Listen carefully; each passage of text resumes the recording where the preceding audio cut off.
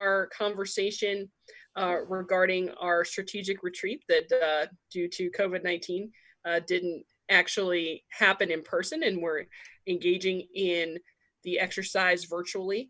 And I will turn it over to our city manager, Terrence Moore, to update us on where we are and what we're going to be achieving this evening. Thank you very much, Madam Mayor. Good evening, ladies and gentlemen, as well as the audience in attendance as well. So, as the mayor mentioned, we've had an opportunity to initiate this dialogue about 2 weeks ago. We had a chance to visit concerning POS 1 and 2. POS 1, a certain level of departments to talk about strategic goals, performance indicators, measurements, objectives across the board, along with another series of department directors in the form of POD number 2. This evening is the finalization of that engagement in which we focus on POS 3 and POS 4. POS 3 to focus on the Power Department, Police Department, Human Resources, Fire Department, and POD 4, Georgia National Convention Center, Finance and Accounting, Economic Development, and Public Works. So we'll be able to talk about some strategic goals and direction associated therein. And at the conclusion of this exercise, we'll talk a little bit about where do we go from here, because part of the package does incorporate, or part of this exercise does take into consideration the opportunity for department directors to have a follow-up dialogue with mayor and city council as we proceed respectively with strategic planning directives. So I do have a couple thoughts in mind in terms of time frame and relative to getting to that place. So as we have with us our facilitator, Adam Saslow, in position to assist the process over the next couple hours or so, I think we should have a productive exercise this evening. So with that, Madam Mayor, council members, I'd like to give Adam Saslow the opportunity, and hopefully, Adam, that covers us pretty well in terms of introduction and the purpose as to why we are here this evening. Absolutely. Thank you, Terrence. I'm getting a little feedback here. I'm not quite sure why. Well, it seems to have resolved itself.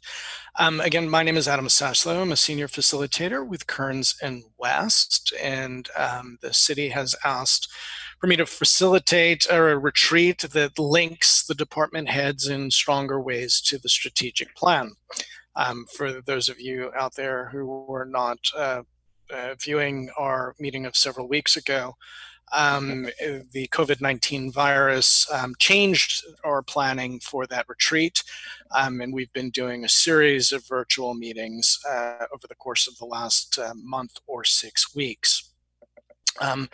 In structured interviews with the department heads before we planned the agenda, it was clearly noted that performance standards would go a long way to helping realize the very ambitious targets that were set out in that strategic plan, performance standards that at the beginning of the year did not exist. So with that in mind and a virtual process unfolding, what I've done over the last month or so is to place the various department heads into separate pods.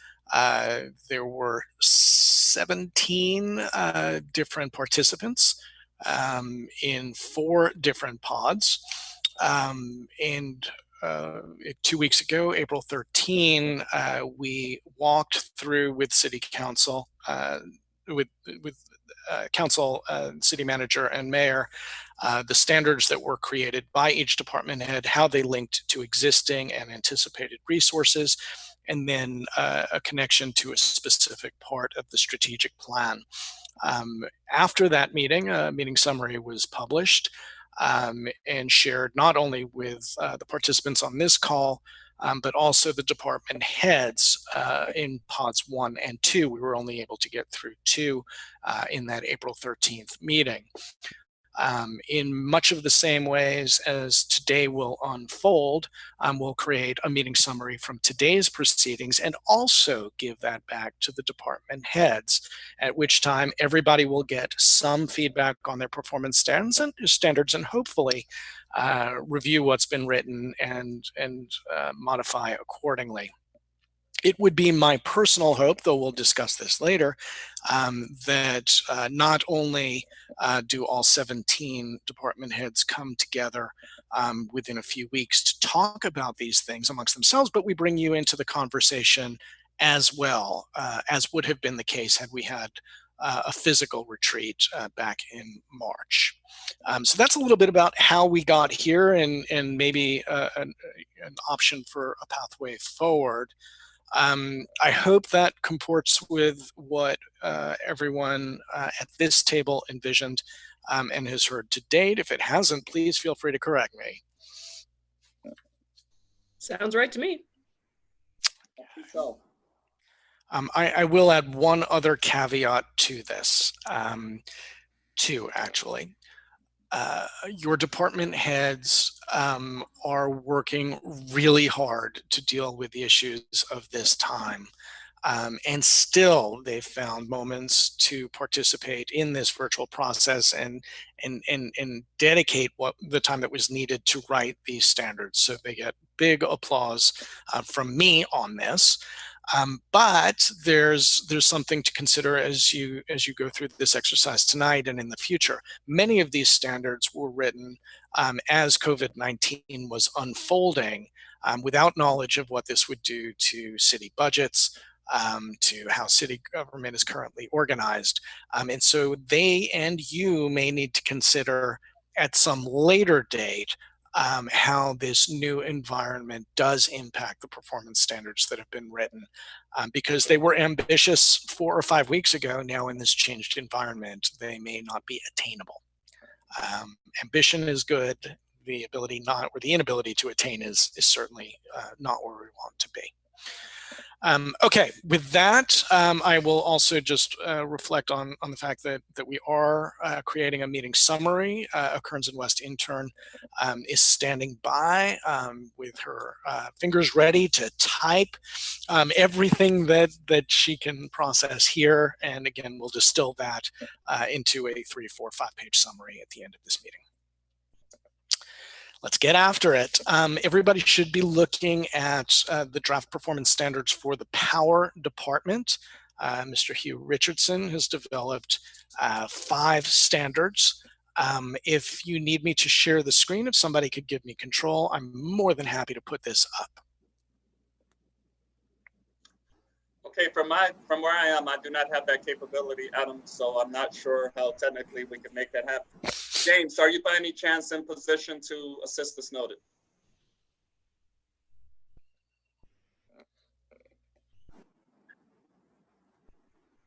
Whoever is hosting the meeting has Terrence the is hosting ability the to share. You have the ability, Terrence, to. Okay, so how do I? If you hover up around your own name, actually around Adam's name. Okay. In the participant. Okay. Oh, I'm sorry. Correction, Adam. I sincerely doubt that Terrence has blocked the ability for you to actually share your own screen. So you might just be able to push the green button at the bottom of the screen and click share and share it with everyone. Okay, yep, could be. I look like I have control of that. Okay, how's that working? Adam's out to start screen sharing. There we go. Here we go. Okay. So we're now looking at Hugh Richardson's submission. The feedback that I'd like from the entire council, as well as the city manager and mayor, what do you think of these standards? What do you think of the resources they've laid out or need? And what do you think of any connection to the strategic plan? Actually, I'm looking at the wrong document here. Hold on one second, please. That's the right document. No, you're okay. That's it. Okay. Initial thoughts on standard 1. Mr. Richardson has said that he'd like to meet or fall below the sector standard of less than 4 hours of power outage per customer per year. He says he needs a software system to better track this information instead of using dispatcher app input, and it fits within the strategic plan under better communication with citizens. Do we know how much the software system is going to cost or how long it's going to take to implement? Just question. I will convey that back to Mr. Richardson. We'll get you that information. Otherwise, Councilman Allen, we do not know. Oh, okay.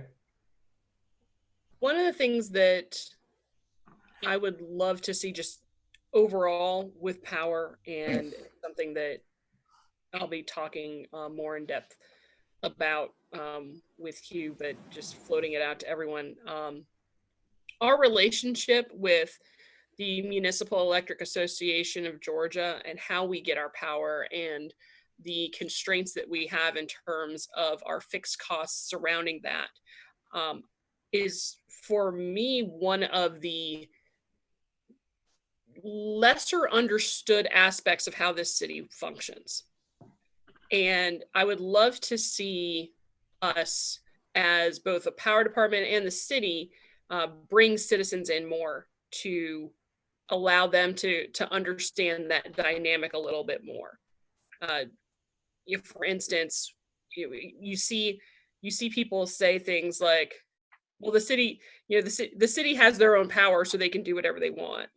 And that's just not accurate in terms of our obligations to MEAG and the multi-decade contracts that we've engaged in regard to power. So I would love for us to be more proactive as a city to educate people about that. And I think that one of the ways that we can do that is performance standards in the power department, that we could, we want to create that better communication with citizens. And I think that's, whether that's a citizen committee or something along those lines, it's not just about the service itself. I think we can do a much better job of reaching out and educating citizens.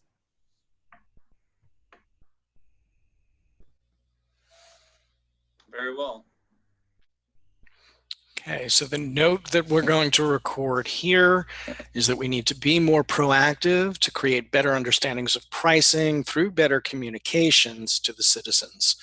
And in that, be able to explain the constraints on fixed cost and our relationship with MEAG. Is that fair? It's so fair and so concise. I spent about 2 minutes saying what you did in about 15 seconds. So yes, that's great. Thank you. Thank you. All right. Any other comments on this first one?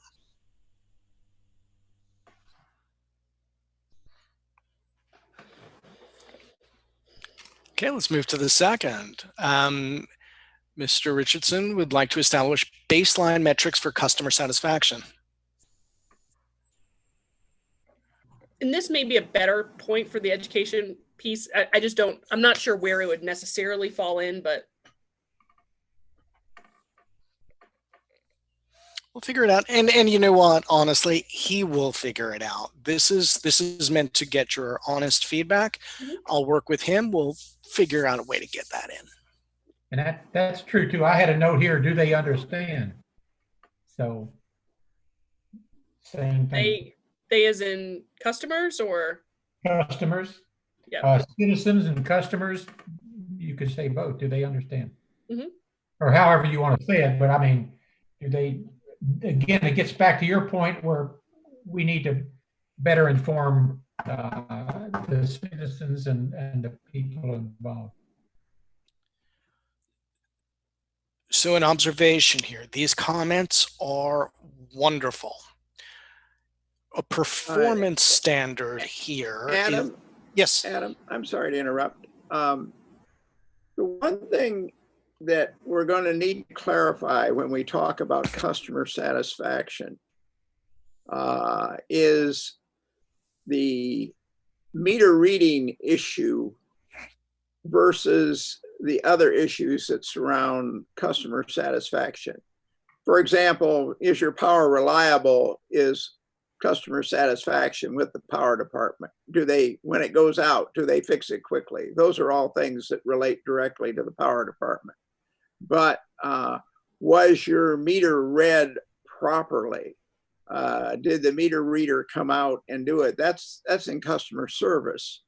And I think we just need to make a point of that we need to be able to distinguish between customer service and the power department. I think that's a great point. Yeah, I do too.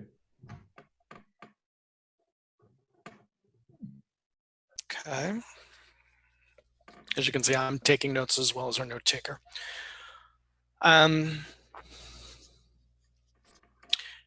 right, so just a general comment here. I wonder if some of these observations are better addressed in the strategic plan than in a performance standard. As a citizen of College Park, I'm fully on board with getting more information on the rate structure and pricing. I don't know if that translates to something Mr. Richardson can or cannot do and subsequently be measured. I might disagree with you on that. I think that we do have an opportunity to somehow. I mean, we can find a way to measure customer outreach or engagement. If say for instance we set up a citizen advisory committee, how we how that group is incorporated into the decision-making process for instance standard number 3, where you're maintaining pricing parity with the other 93 power companies in Georgia. I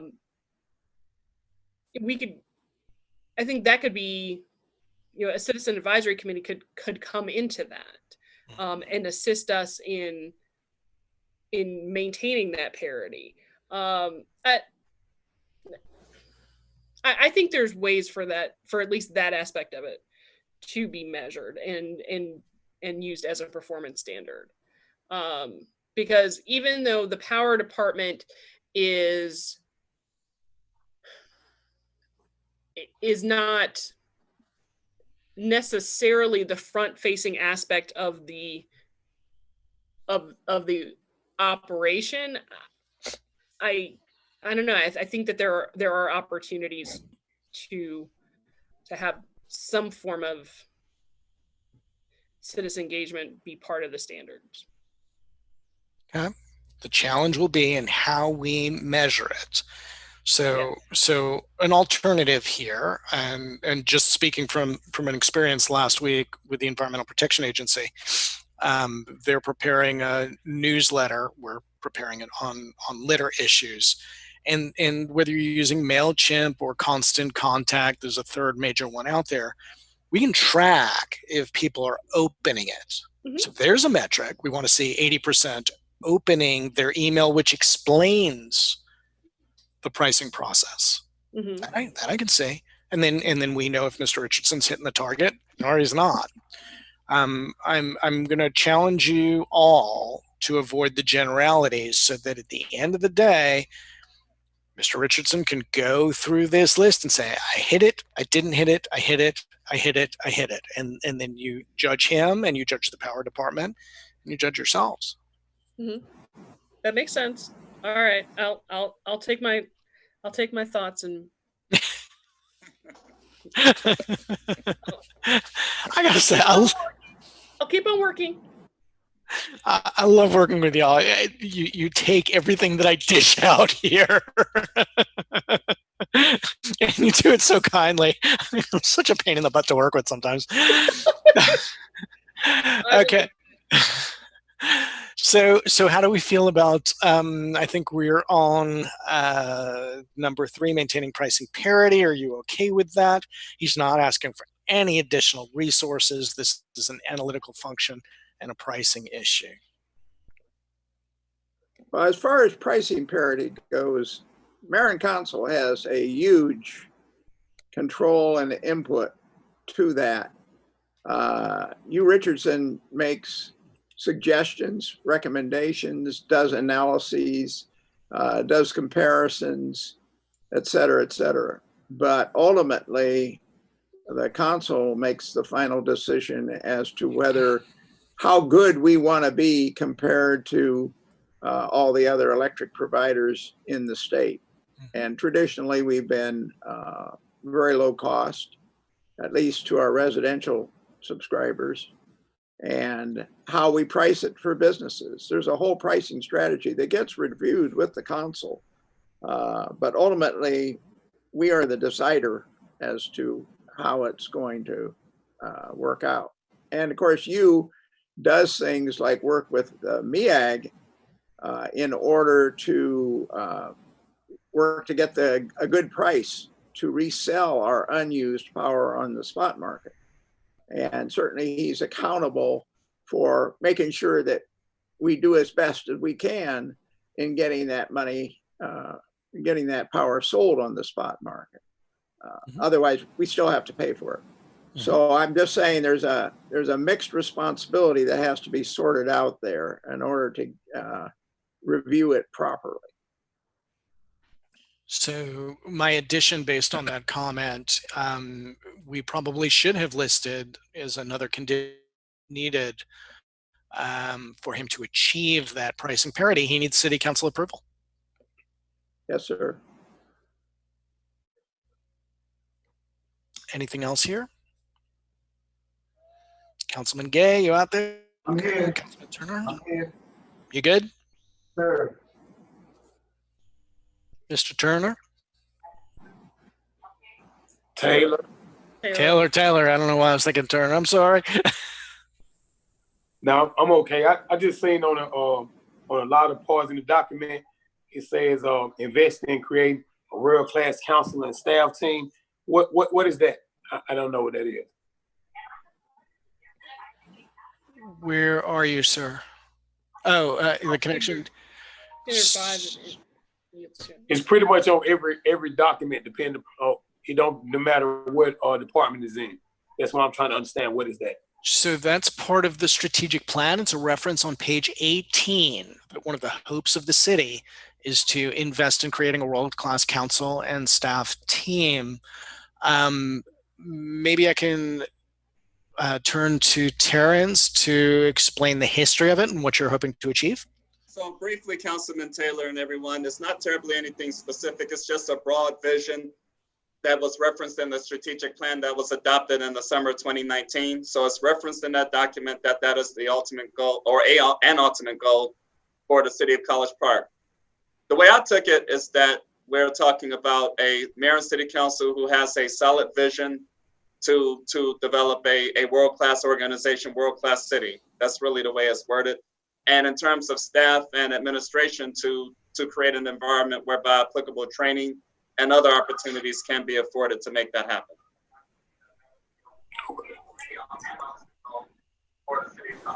Mr. Taylor, does that make sense? Yeah, that makes sense. I get it. My ask of all of the department heads was to connect those standards to the strategic plan and show me where it is that you're connecting, so that they're all working in the same rowing, if you will, in the same direction. Hear, hear. All righty. Let's move to standard 4. Maintain and reduce response time for any kind of request, repairs, repair checks, reportables. During work hours, he would like to hit the 20-minute mark or less.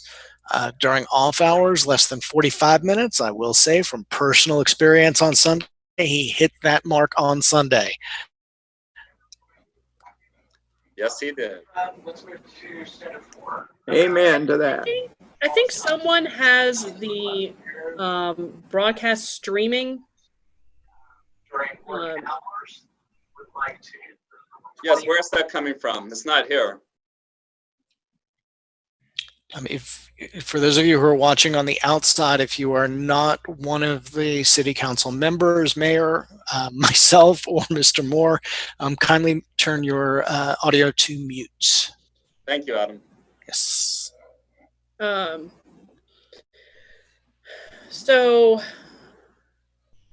where are we now in regard to standard 4? I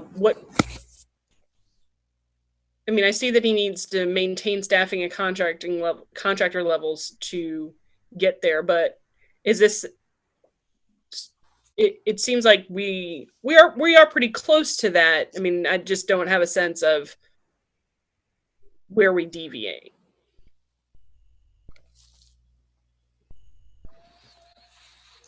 Mr. Moore, any answers, or should we get them from Mr. Richardson?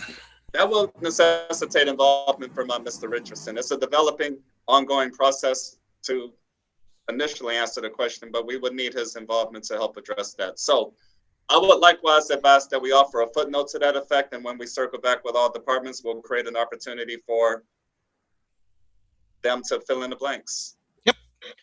I'd like to consider possibly adding something to this, or at least ask you, Richardson, to look at it. And that would be that we have the ability now to anticipate problems. When something goes offline, the automated metering system sends out a flurry of emails based on all the different power meters that are no longer getting power. And so it's possible now to have, let's say somebody's away on vacation. There, a tree falls and knocks out the power line just going to their house. We'll be notified about that under the new system. And I'd like you to think about the possibility of a more proactive, just like we're talking about doing with water leaks, for example, a proactive notice to a homeowner that you've got a water leak that you may not be aware of. Similarly, your power is off, and you'd think if someone were home, certainly they would know about it.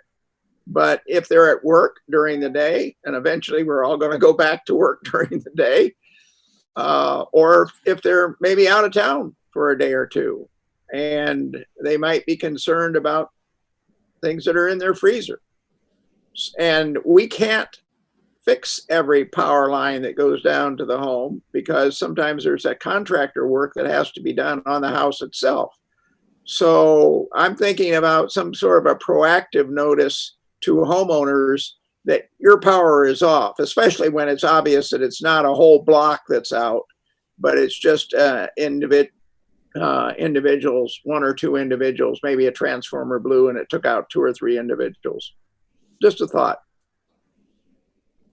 Okay, we'll capture it.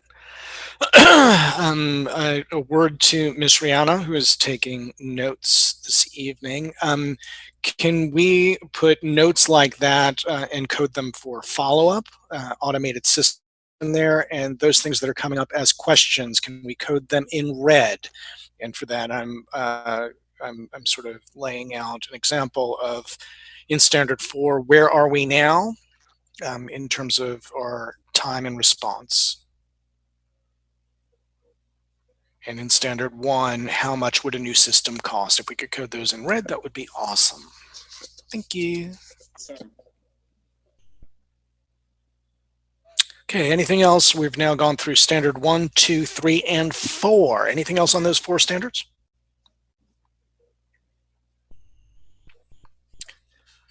Hearing no other suggestions, let's move to standard number 5.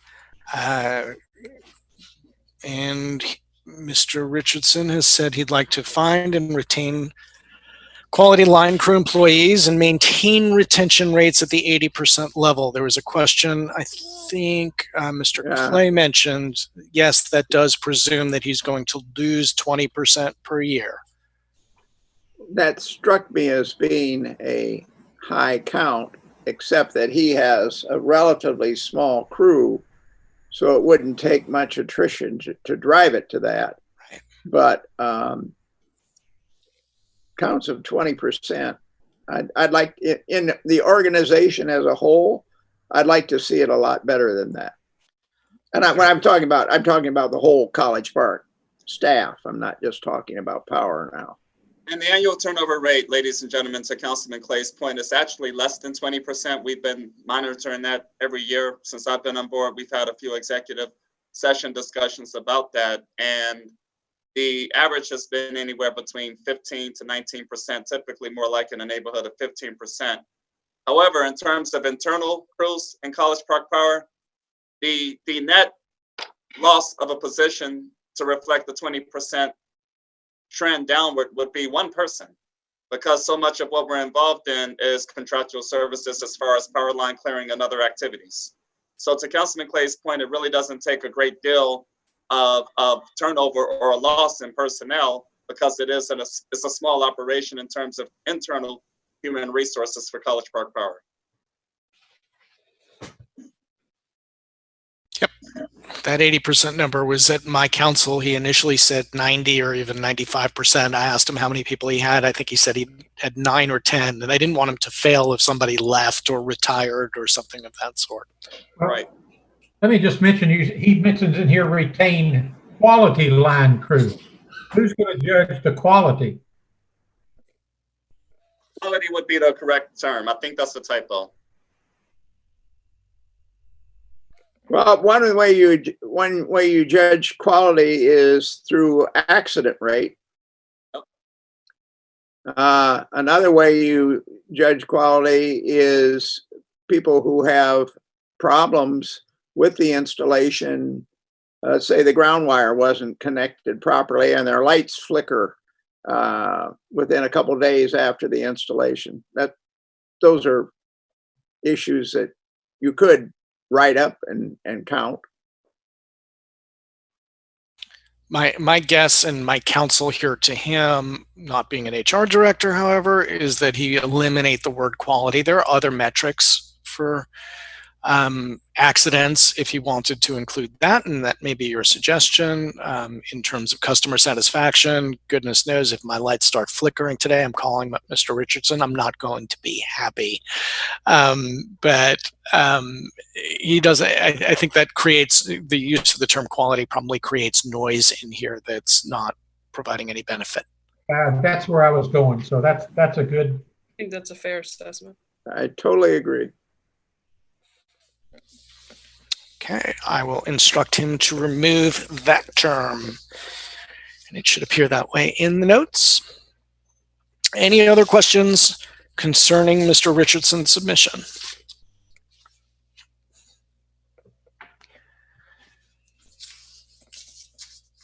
All righty, let's move to the police department. The Natural College Park Police Department, not the rock band.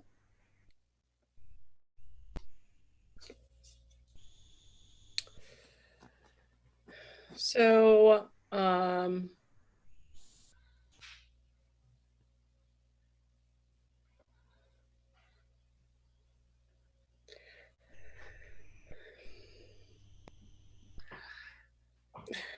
no expert at reading body language, Ms. Mayor, but no, I just think it's very straightforward and thought out. I mean, I don't really have any questions. I understand how each of these standards is connected to both the strategic plan and the resources that he needs to make them happen. I don't have any questions. I have one. And I have an observation. Councilman Clay. I prefer that it give the actual turnover rate rather than saying reduce it 30%.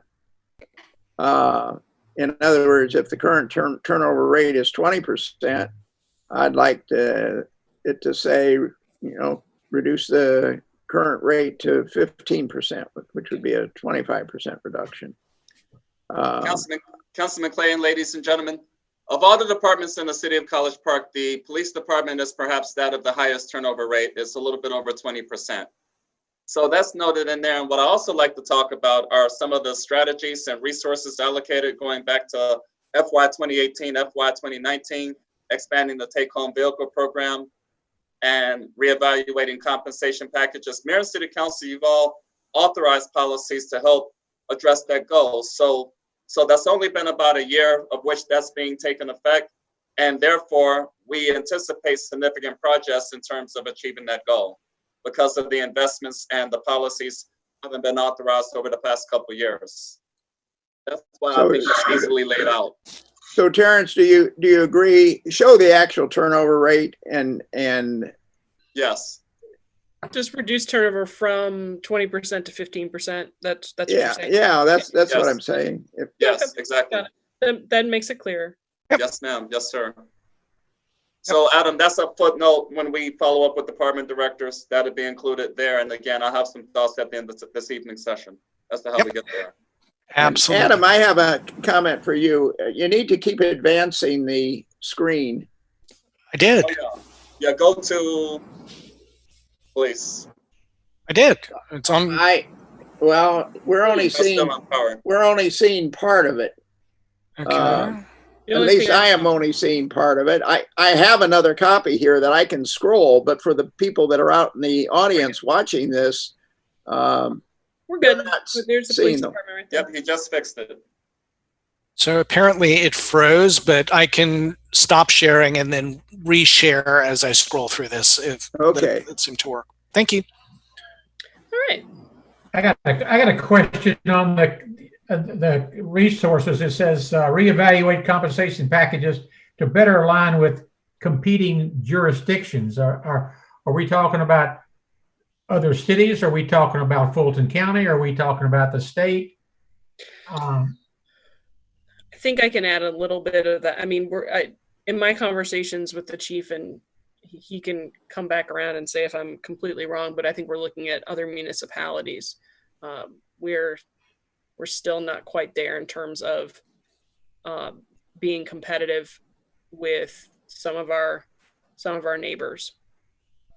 It's not really the county because the county has a very limited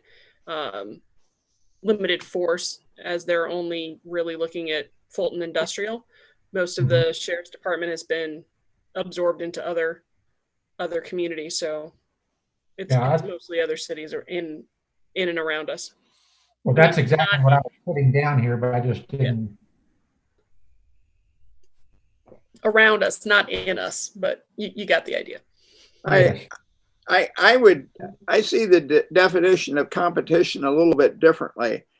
I would be inclined to define it as to where the people are going. And in some cases, it may not be even a municipality in some way. It may be a organization within our city limits. So we need to understand where people are going and why they're going there, and what other things can be done to treat the different types of migration, because the people are leaving for different reasons. I'm trying to be a little more of a rifle than a shotgun, I guess. And I think that getting the information about that would have to work in conjunction with HR. Absolutely. Absolutely. Yes, ma'am. Some of the people are retiring. Well, there's another indicator here. I don't think I'm going to be betraying a trust. At least I hope not. There's one of the things that led to desired resource number 2 is that there's also difficulty in recruiting on the front end because of where we are in our compensation relative to these other municipalities. So it's not only where are people leaving and going, it's how do we even get them in the door. Correct.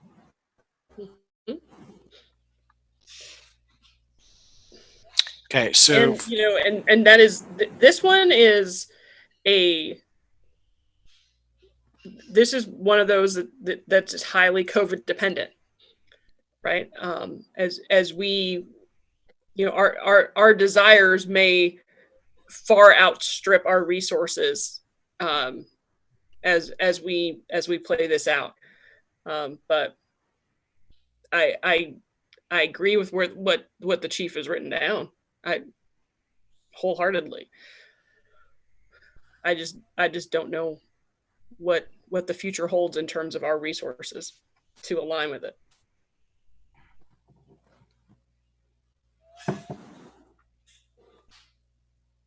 Okay. Other comments on any of the three?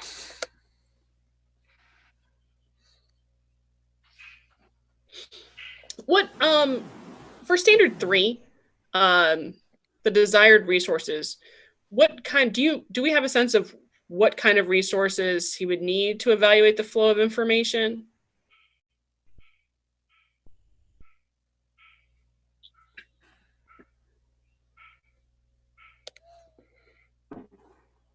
Do you see what I'm talking about? Okay. Terrence, do you have any insight here? Not as much as I'd like. Okay. Well, we'll get some answers. Yeah. So let's talk about that for a second. So specifically, Mayor, what did you have in mind? And I don't have anything in mind. This is not my sandbox. So right. That I was just trying to get a little bit more information. But if none of the folks here have it, that's okay. We can certainly go back to the source, because I think we could speculate about what the resources are, or we can just wait and ask the chief. So my thought was, is this something that we can provide, even in light of the challenges that we're going to be facing with how COVID-19 has made us reevaluate everything? Or is this a more elaborate, in-depth type of resource that he would need? I just don't know. That I was just seeking a little bit more information. So, if I may, based on my repeated conversations with the chief, this is a longer-term endeavor. So your latter commentary is perhaps most applicable. Okay. That's why I hesitated in the first place, because again, there have been some steps taken in the positive direction over the past couple of years, as I mentioned earlier, regarding the take-home program, regarding the compensation package, the tier 1 structure that many of you are now becoming more familiar with. So steps have been made to become more competitive in terms of the marketplace in that, and to create an environment of solid retention. So that does relate to what needs to be evaluated long-term. I'm confused, because I was talking about standard 3. I wasn't talking about reducing turnover. No, I'll follow that, but I'm referencing investing, creating a world-class, excuse me. I just wanted a little bit more information about the resources he actually needs to evaluate the flow. That's all. We'll get it, and we're good, I think, right? I think so, yeah. I'll leave it there. Yeah, Adam, Yep. It seems like we skipped over standard 2, unless I momentarily dozed off here. We're just jumping. I had a comment on that one, and we're talking about average, and I'm wondering if average is the right number. I think it should be median response time. That takes into account or eliminates the outliers. I think I can make that as a friendly amendment.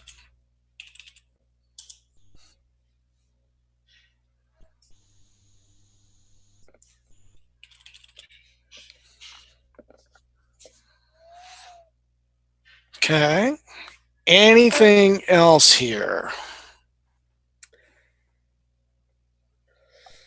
Let me see.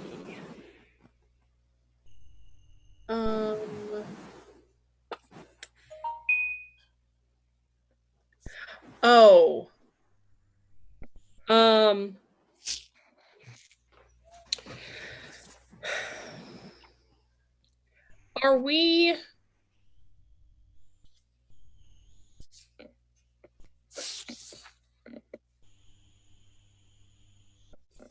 I think, and this is something that I'm hoping that at some point, Dr. Jackson, who I've introduced you to, Terrence, might have an opportunity to look at, and I don't know if our department has looked at this, in terms of how we're approaching equity and treatment of our citizens, and is that something that we've examined at all, or is it an issue that we need to address? Generally speaking, I think the College Park Police Department treats people well. Of course, any experiences to the contrary are isolated, very few and far in between. So in terms of a review of any real or perceived events of unfair and unjust treatment by College Park Police Department, there really isn't much of that at all. It's something that the chief and I do visit about. And by the way, you mentioned Dr. Jackson. I did have an email communication with him yesterday, whereby I did commit to follow up with him sometime after the beginning of the new fiscal year to initiate what we can in terms of organizational development. And this will be an opportunity to touch this as well. Can I ask who Dr. Jackson is? He's the organizational development facilitator. I briefly introduced you to him, Councilman Clay, Saturday, March 7th, over at the College Park Auditorium. So he is a fellow that Mayor Motley Broom introduced to me earlier this year, back in January, first met with him in February. So we are anticipating utilizing his services sometime in the new fiscal year to engage in organizational development training. And again, I briefly introduced you to him on Saturday, March 7th, and you and he shook hands, and you all had I vaguely remember that. Yes, so that's who Dr. Jackson is. But Dr. Jackson is earning his PhD in organizational development, and also has a rich history with the Atlanta Police Department, both as an officer and in their training. And I think that he could assist us in improving our department as well. So that's who I was referring to. Okay. Well, let me just cite that I firsthand witnessed a strange interaction when we had the power outage. Someone came driving along, a female driver, went by the police car at the intersection of Victoria and Lyle, honking her horn with the road totally blocked down below, and wouldn't stop at first. Finally stopped by the police officer. He went over, and she was totally irate that she couldn't get through on this road, and they weren't going to move all these power trucks for her to get through. And I just, I talked to the officer afterward, and they have quite a challenge. Quite a challenge. I did watch that play out. It was entertaining. But no, I'm sorry, Adam. I didn't mean to interrupt you. Go ahead. I was just going to add that this is a challenging issue and a major issue in many communities. I'm glad you're having this conversation. Well, I think that it is, we have I really do think that we have an outstanding group of people who work to protect and serve us on 3 shifts, 24/7, 365. Much in the same way that these performance standards seek to make us better in every department. I think that we can all, we all have the opportunity to improve. I mean, just because we're good doesn't mean we can't be better. So having a conversation about some of those issues as well, and making sure that we are connected to the community in the right ways, and ensuring that the people who are here to protect and serve us are understood to be those people throughout our community is important.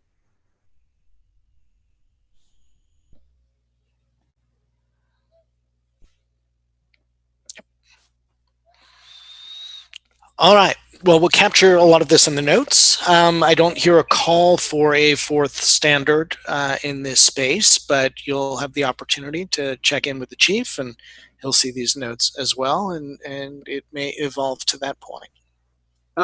Adam, I have one more comment on Standard 3. One of the complaints that I keep hearing from people when they call 911 is, well, they ask me this question and they ask me that question, and they go through this whole long list of questions. And I would suggest that we might want to try to do a better job of informing the public what to expect when they call 911 and why they need to provide the information, and why the person who answers goes through this specific list of things to accumulate the information that's needed to properly dispatch the call. And I don't think people have a good understanding, and it seems people I've talked to have been totally frustrated. Well, why did they ask me these questions? And I just wanted to do this, and they didn't need to ask me all these questions. So I'll just throw that out as another possibility there. Well, I'll ask the easy follow-up question. Who does dispatch report to? Where is dispatch in city government? To the police department. Is it? Yeah. Okay. E911 is in the police department. Correct. I only ask because when the power went down here the other day, I called the line that one is asked to call via the city website, and ended up in dispatch, and she asked many questions, but I don't know, was that the 911 dispatch, or was that the power dispatch?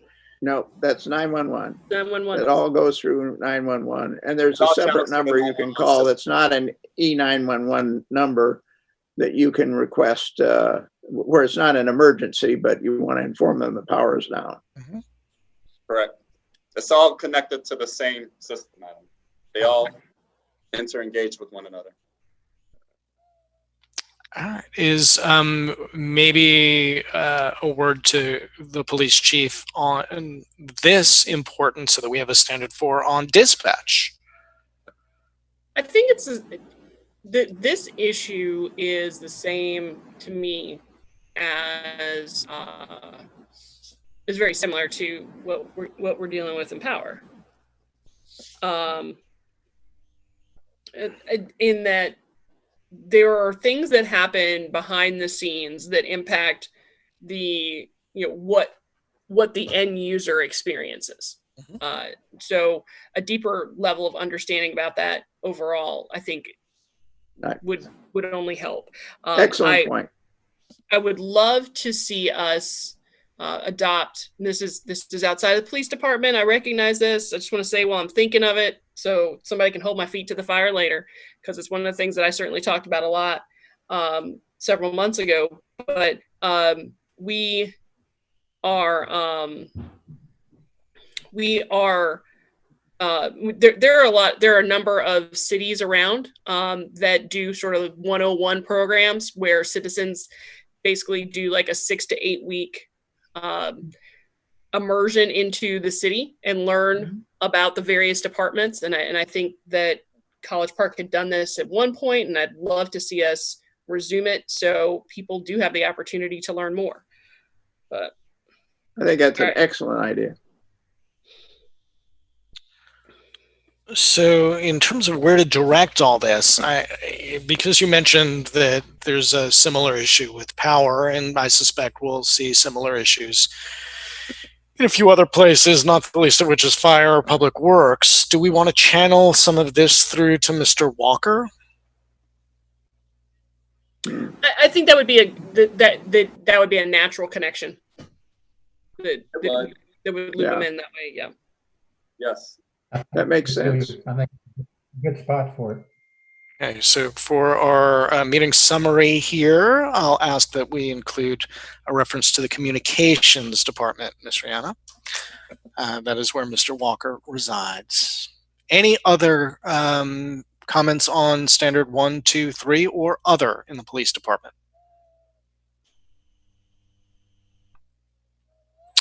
Okay, I will say the chief whipped this out with very little coaching. He did a super job and was really the model that other people patterned their standards after once they saw it. So props to him for those of you who see him next. Let's move to the fire department. Can you see, I scrolled up on the screen. Do I need to stop share and then start again? We can see it. Well. Good. Yep. All righty. You'll see similarities, I think, to the police chief here. I'll go right ahead and change average to median for the councilman.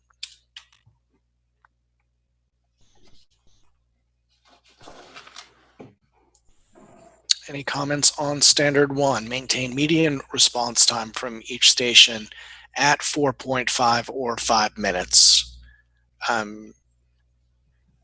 Chief Elmore didn't think that he could do much better than that, but it was important to him that he at least maintain it.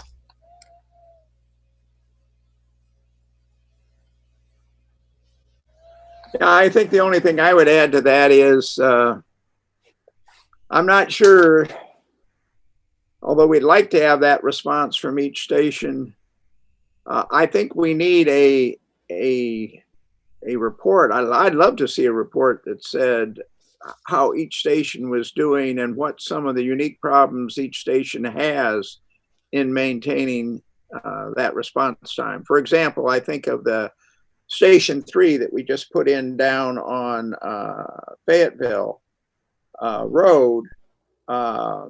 They have challenges with traffic there that perhaps are not met by Station 1, for example. And although we'd like to have 4.5 to 5 minutes, we may need to make distinctions based on which station it is.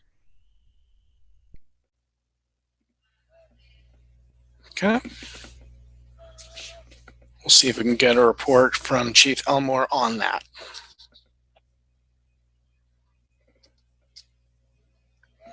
Okay, you will note he did have a significant ask in terms of desired resources. Yes, he did.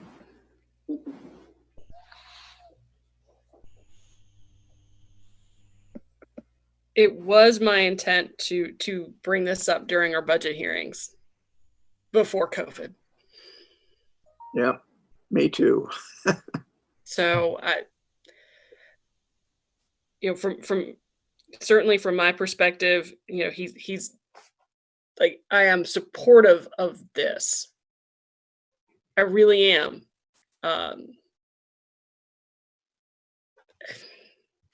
It's going to be tough. Yeah, very, very tough. I had someone reach out to me today asking about a program. I mean, just sort of anecdotally, a program that the city of Atlanta is doing in regard to supporting barbershops and beauty salons, and asked if we had something similar. And I had to share, we don't have these things right now because we haven't received any funding from the federal government. We haven't gotten anything from the state level. We haven't gotten anything from the county level. The city of Atlanta got $88 million. Fulton County got $100 million. We haven't seen any support. And so it makes it very difficult for us to forecast what things look like with such a level of uncertainty.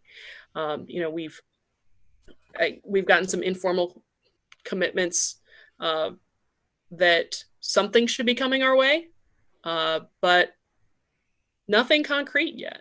So, I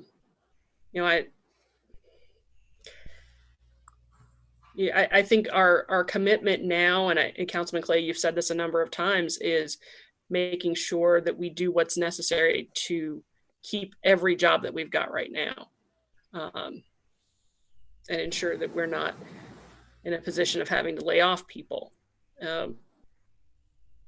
But I wholeheartedly support the concept. Yeah. I do. The uncertainty right now has just made it very difficult. Yep.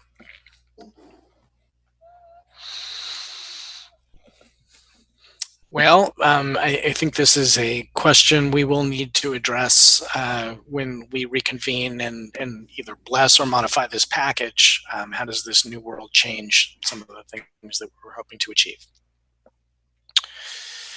Let's move to standard 2 on customer service.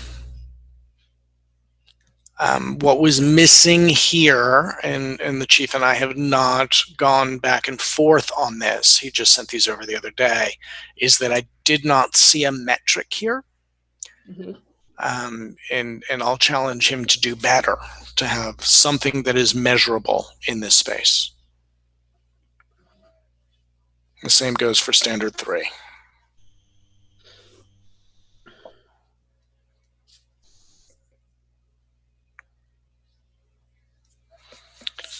We can probably discuss standards 4 and 5, reducing the ISO rating from a class 2 to a class 1.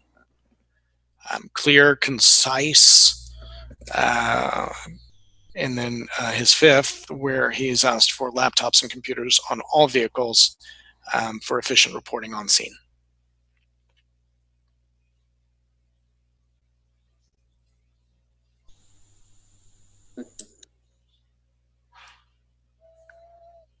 Council members, reactions? I know I keep calling you out. Mr. Taylor, Mr. Gay, you got anything here?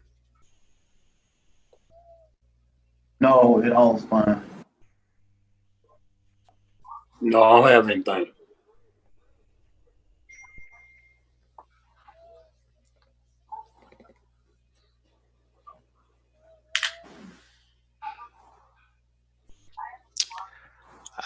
I will point out the obvious, just in the interests of good government. I love what he put for standard 2 in terms of establishing a partnership.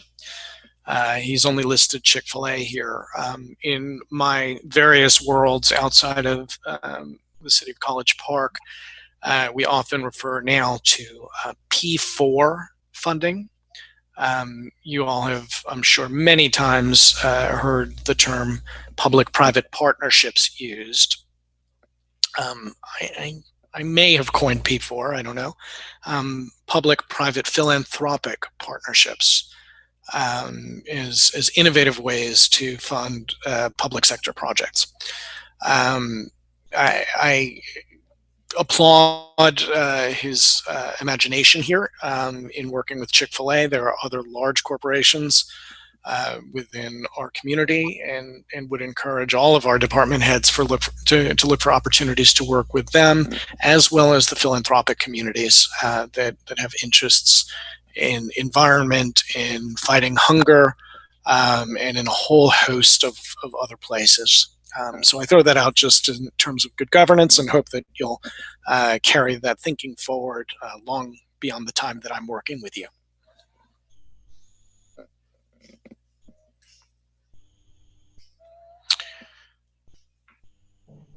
Alrighty. I think that does it for fire, unless anybody has any last comments on this. I'm good. All right, I'm going to scroll through to human resources. I think I know what Councilman Clay is going to say on standard 1.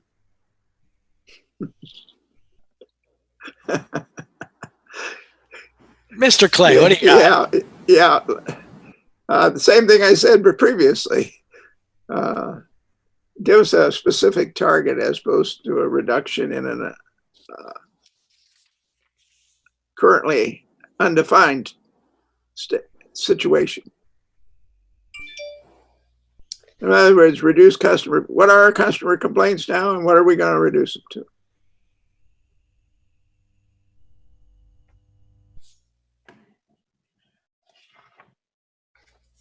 All righty.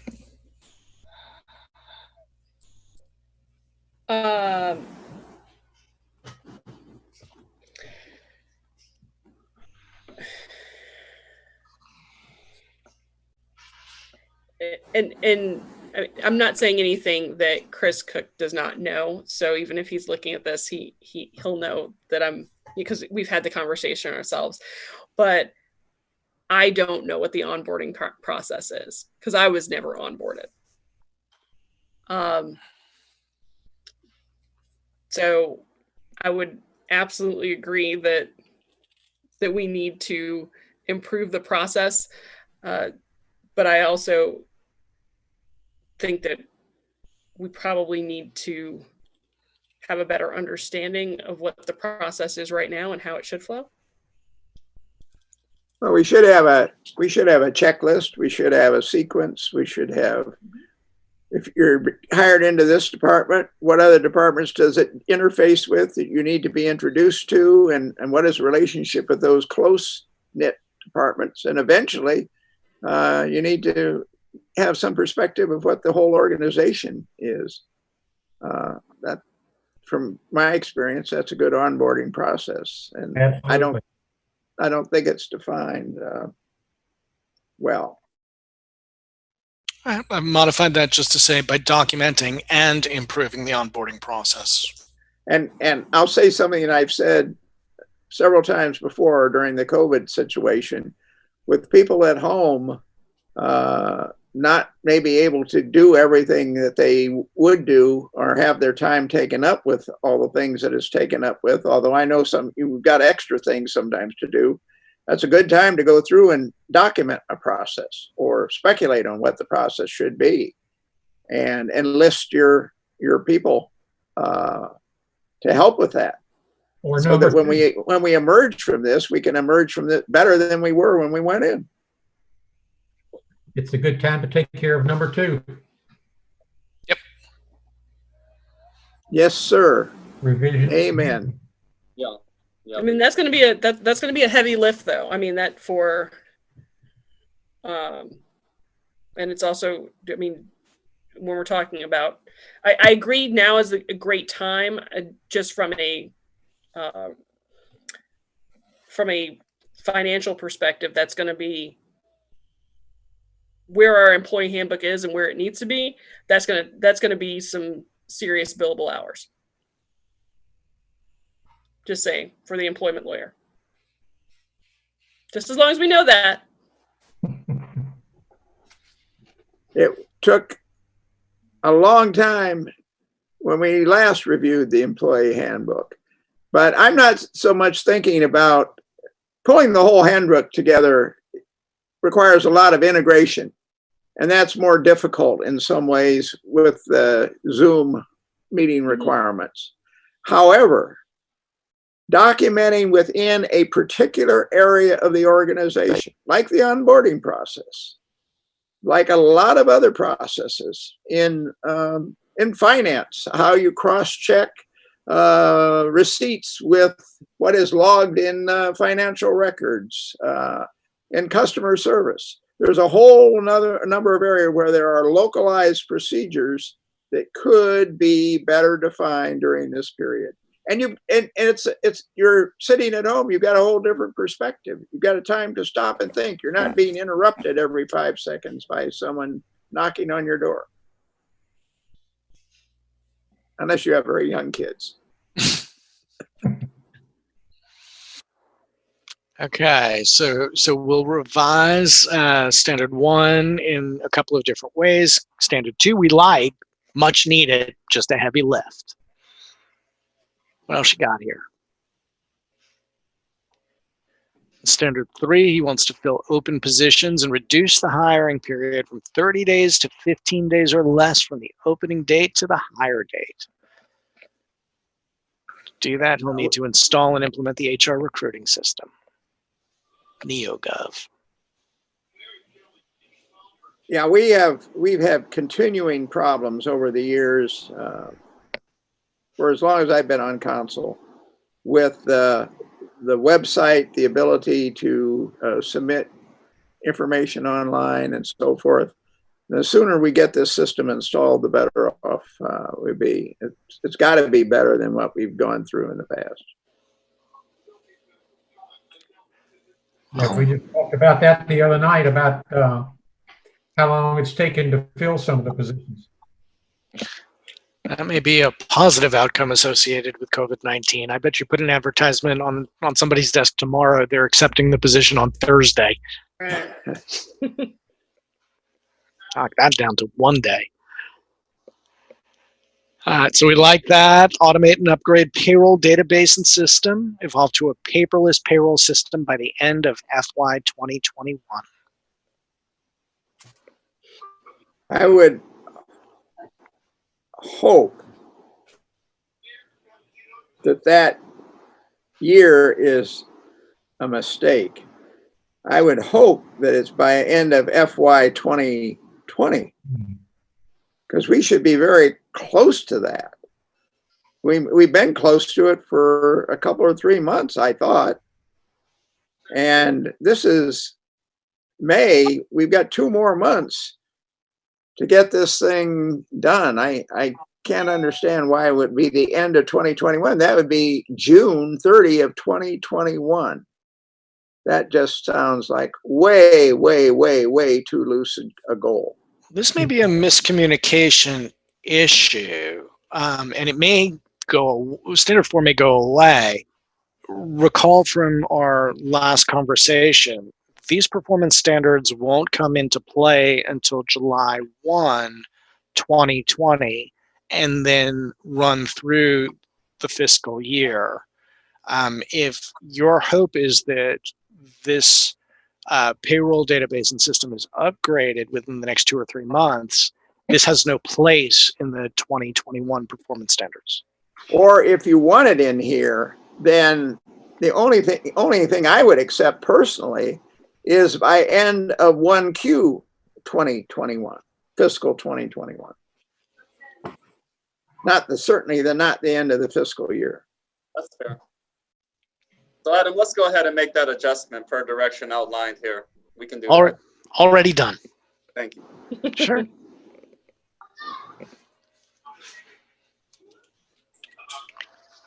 All right. Standard 5, he just reduced workers' comp costs. Clearly, there's some work he needs to do there. Reduce by how much, by when.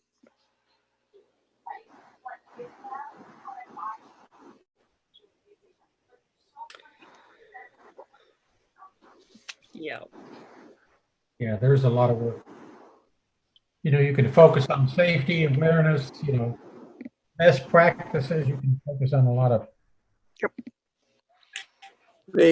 The other aspect to that, though, is that this is one of those things that you want to fix the responsibility on Chris in HR, because that's where it has to be rooted. But there's a lot of cooperation that is required by the other departments. And you can argue that he has a responsibility there as well to define exactly what he expects from the other departments. But that's not something that he can achieve a hard goal without very good cooperation, I think, from the other departments. Well, I mean, even then it might not be possible if some of the linemen were out there. I'm not going to put this out in the universe for the future, but if they were out there this past weekend and something happened and 2 people got hurt, well, the city's workers' comp costs just went up and he had nothing to do with it. It could have been a gust of wind. Right. I mean, no, it could have been actually nobody's fault. There are a lot of opportunities out there, but that's true in industry with a lot of goals that I've been involved with over the years. You have to fix the responsibility with somebody, and then when they don't make it, you talk about, well, what were the extenuating circumstances? But unless you say it's on your back to make this happen, then that gives the person who's responsible impetus to lean on the other departments and make it happen. And you need to fix that responsibility. Just like the president can be out of a job, right? The president of a company can be out of a job if it's not successful. And you can say, well, that wasn't his fault. I mean, he directed the other people, but et cetera, et cetera. Although in that case, they report to him. In this case, they don't report to him. Mm-hmm. Anyhow.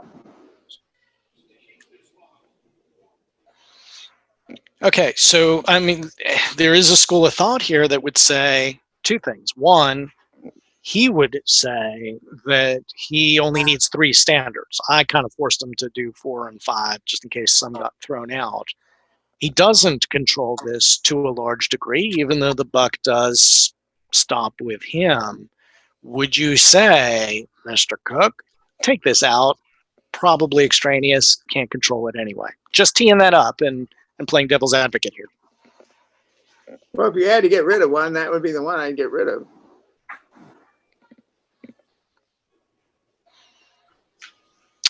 Okay, we'll capture that in the notes. Good. Now, there was the fifth member of this pod, and unfortunately, he contracted COVID-19 along the way. So we don't have one set of performance standards on inspections.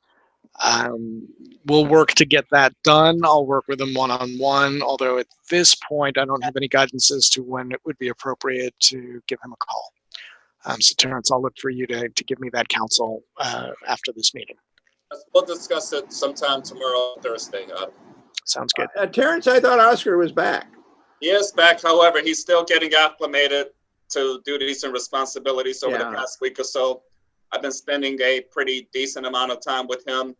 Of course, he's still being flexible, tending to him. So with that, I'd like to give him that opportunity. Right. Understand. Say no more. Thank you. Okay. So let me step back for a second and say we've now finished pod 3. Took a little over an hour, not too bad at all. Do you all want to take a stretch break for a minute or 2 or 3 before we dive into pod 4 and call it a night? I say let's power through, but if someone wants a stretch break, I would too. I'd like to get done sooner. Yeah. Overall. Not saying I'm not enjoying my time with everyone. All I know is that Steph's cooking something. It smells really good. You know, that's happening at my house too. So, yeah. All right. Does anybody need a minute or 2? Don't let me bulldoze anybody here. All right. Let's keep it going. We are in pod 4 and we move to Mercedes and GICC. This is one where, honestly, I don't know how you want to handle several of these because they were written in the pre-COVID-19 days. Clearly, she has lost easily a couple of months of revenues and maybe more.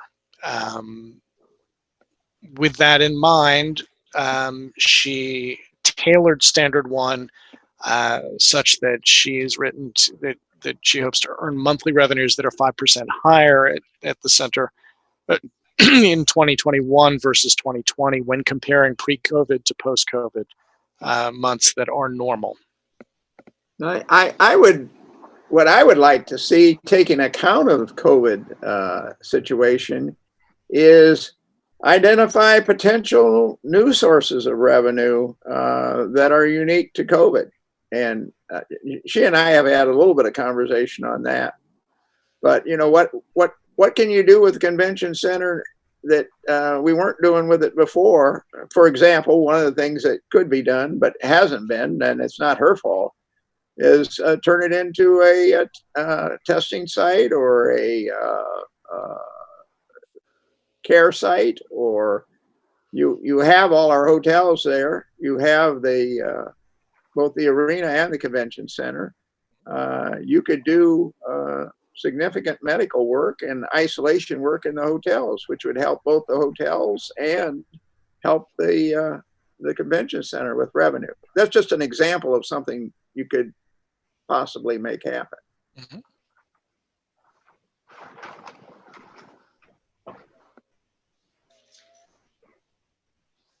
Other thoughts and suggestions? Not on that one. But I don't think this standard 1 is, I don't see any way that you can bend or shape it. It's just too much of a moving target, and it's an unknown moving target. We don't have any idea. We just know it's going to be bad, but we don't know how bad. Right. Yeah. How bad? Who knows? We just know it's going to be bad. You're right. I also think it impacts standard number 2. We don't have a sense of the environment yet. Oh, absolutely. But to be honest, if anybody can do it, Mercedes can. Yeah, I've got a lot of faith there. Absolutely. Okay. So we leave standard 2. 1, I just want to be careful here in maybe some language that I was sloppy with in helping her. So what she was saying is that if October, for example, is normal again, that she recognizes revenues that are 5% higher than the previous October 2019, when the world was in a more normal state. But that comparison not be applicable in September, prior to going back to some degree of normal. I don't think there's any danger in that. I just don't know that we've written this in a way that conveys that. I don't think we're going to see any kind of normal for at least a couple of years, maybe longer. So I don't know I just don't know how you do that. I think it's going to be tough. I think that your Deltas and some of the Chick-fil-A's and they're going to be trying to save money and cut their cost, and they'll cut some of the meetings out. You betcha. I think that there are so many moving targets right now. I was having a conversation with some of our citizens earlier today about the fact that I was on a call earlier where Dr. Toomey was on the call, and she was basically saying, as you may be aware, the CDC will be going out and knocking on random people's doors, trying to get samples of blood to determine if folks have the antibody to COVID-19 in their systems. But we are not at a place where we've got reliable, widespread antibody testing at this point. So, if that comes into focus to a greater level, if you can go to your doctor's office and part of routine blood work allows people to know if they have the antibodies, and we have a better understanding of if and how long that protects someone, that's one factor. People are working on a vaccine. We don't know if some of those things line up. There's going to be greater comfort for people to start gathering again. It's hard to say. Yep. I think the only thing, the reason I suggested the kind of goal that I did was when you're in a situation like this, you want to drive innovation amongst the staff. It's not just a case of doing what you've been doing incrementally better. It's an issue of thinking outside the box and coming up with new things to do or new ways of doing them that are totally different. And that's why it's not normally as good a metric, but to say, come up with 3 new ways to make money. But I've had staff work on goals like that in my past management career, because that's what you got to do. And to put emphasis on it, you make it a metric for them. And Delta did that an awful lot. They had a 7.5, they called it, program, and every department would try to come up with ways to save 7.5%. And they came up with some big ideas. They came up with some small ideas, but they came up with an awful lot of ideas from the people that actually worked in the departments. It was a very good program. Well, I think some of the other standards that she's implemented do speak to that. I love standard 3, and I don't think that as we think about what it means to be a hospitality community and how that is that's ingrained in what we do, we need to figure out how to be better at that. Mm-hmm. And I think standard 3 points to that in a very concrete way, and I think it's great. I also think standard 5 is part of that as well. And frankly, I think that in light of everything that we are doing as a city right now, it's a really good opportunity to think about this on a broader scale. I agree. I had to note all departments. Yep.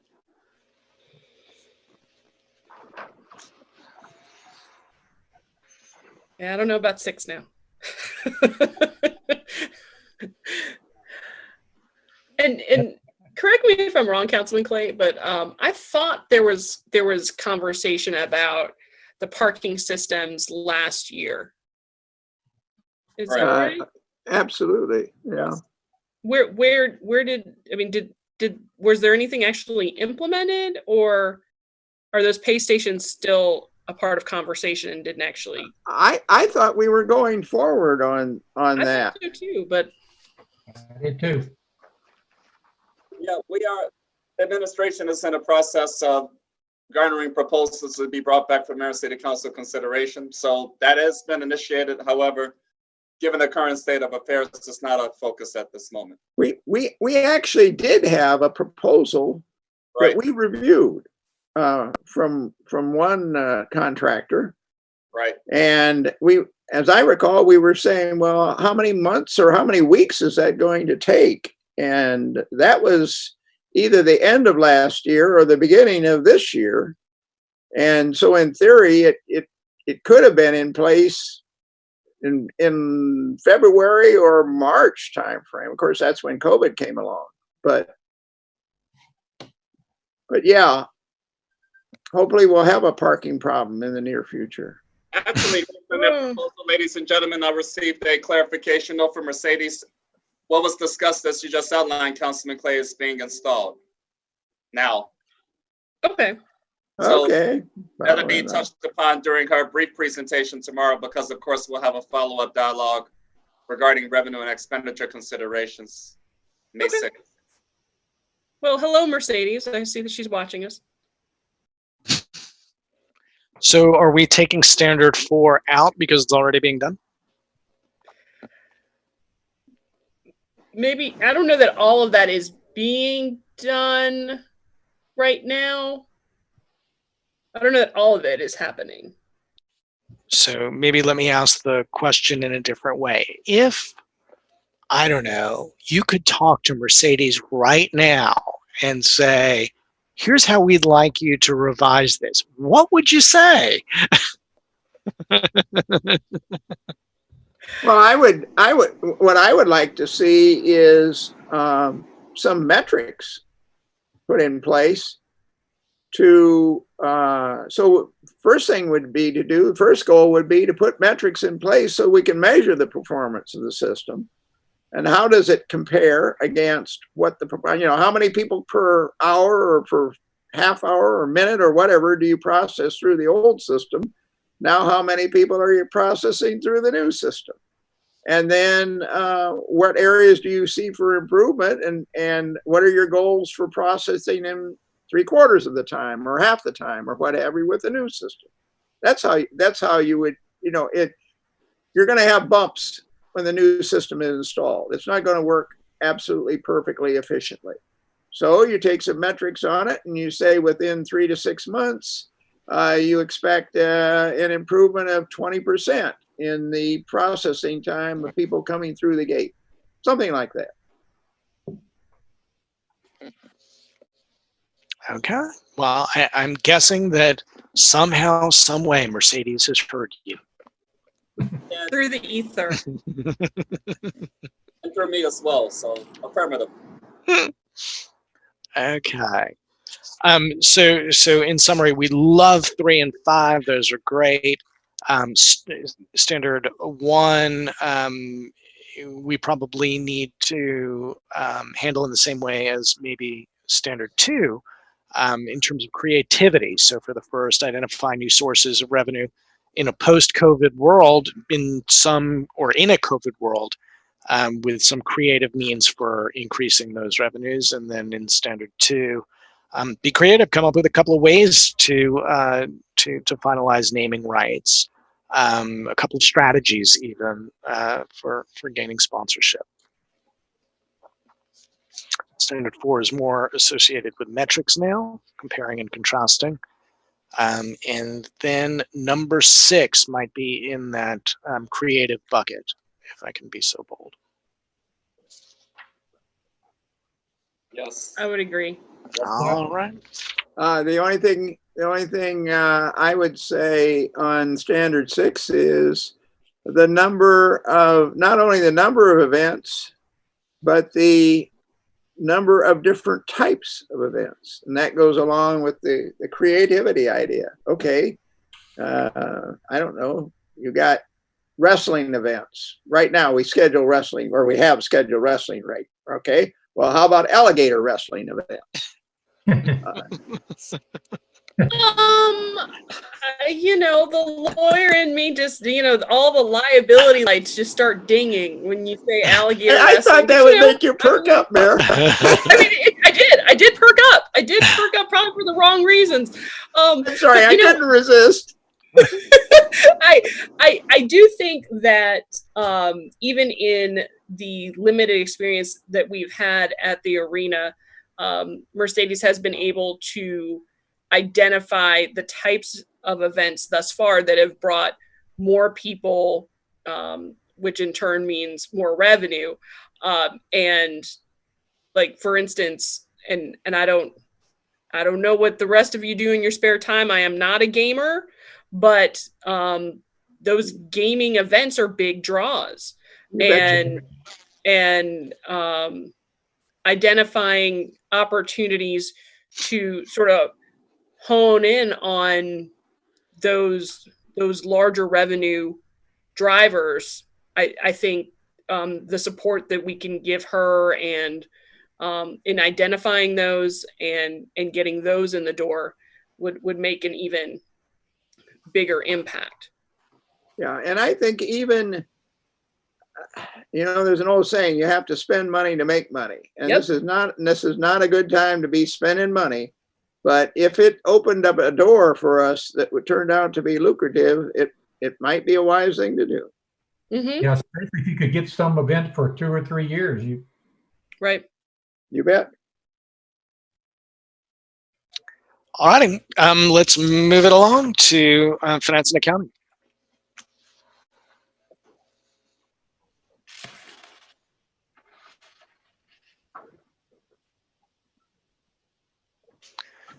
This is going to read, I think, a lot like our human resources set of performance standards, mostly action-oriented. First, to create a comprehensive SOP manual for external finance users. I think that is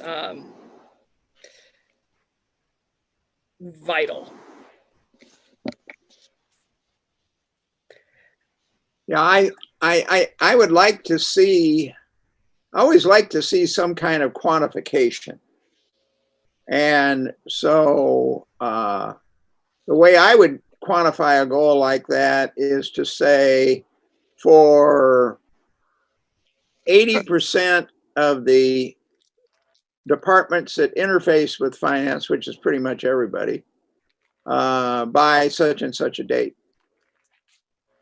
In other words, that's how you make something that's like that, or that's one way to make something like that more quantifiable.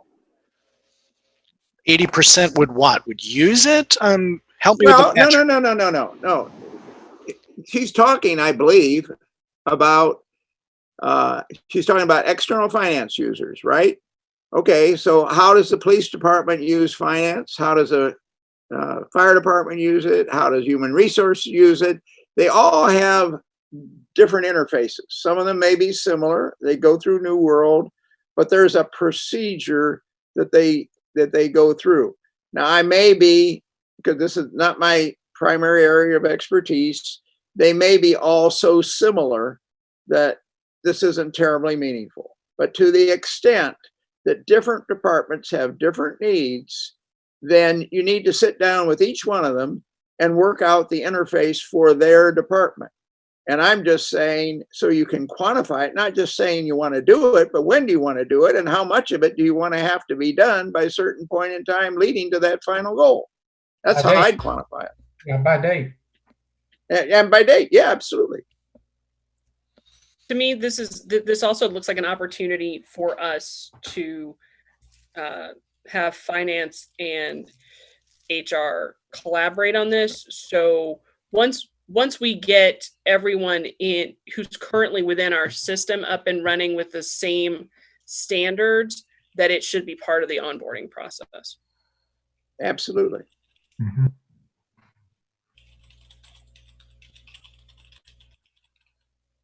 I know in my newly elected officials training through GMA, Councilman Allen, I don't know if you had the same instructor or not, but he was talking about, I believe the city of Brookhaven did a number of, I mean, they actually hired a voiceover actor, did a couple of YouTube videos in regard to some of their policies for finance and in other areas.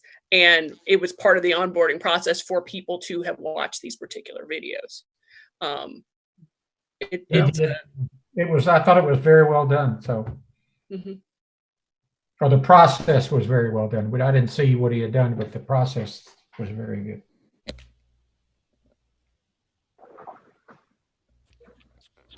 Okay, so I what would be your direction here? Should she develop a metric, or would you prefer to have the activity, or both?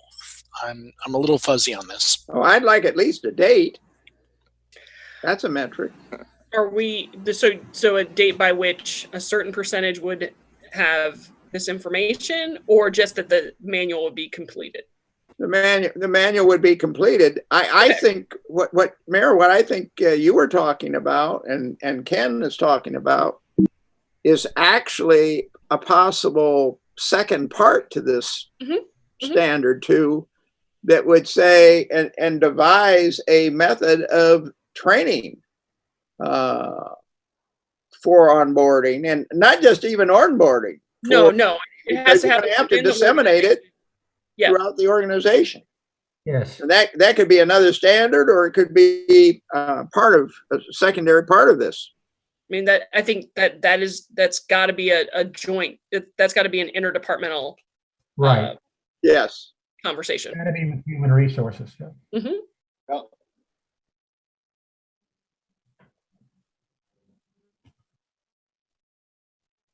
Okay.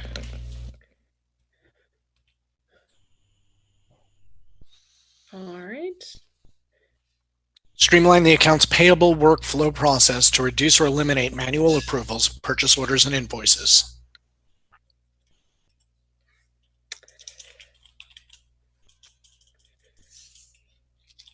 Another really important thing as we move toward a more efficient operation.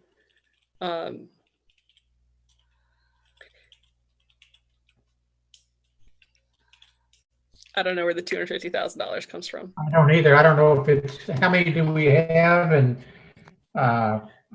is it worth it right now? Do we? I think that's one of those things we get to. I think we definitely need to have it, but I don't think you'd spend the money right now. Is my thought.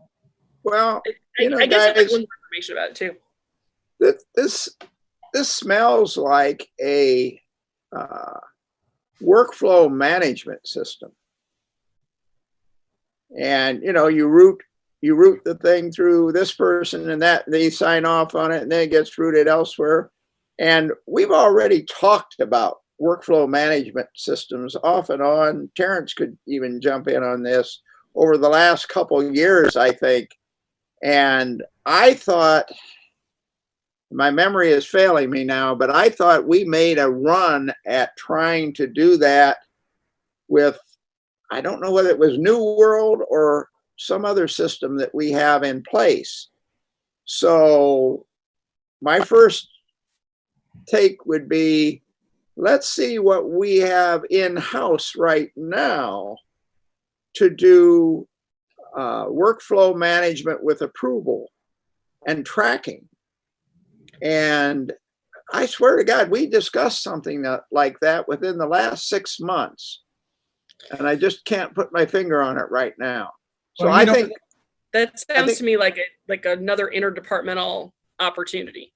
yeah, but you need a workflow management system for lots of things. You know, not just pay. You know, not just accounts payable.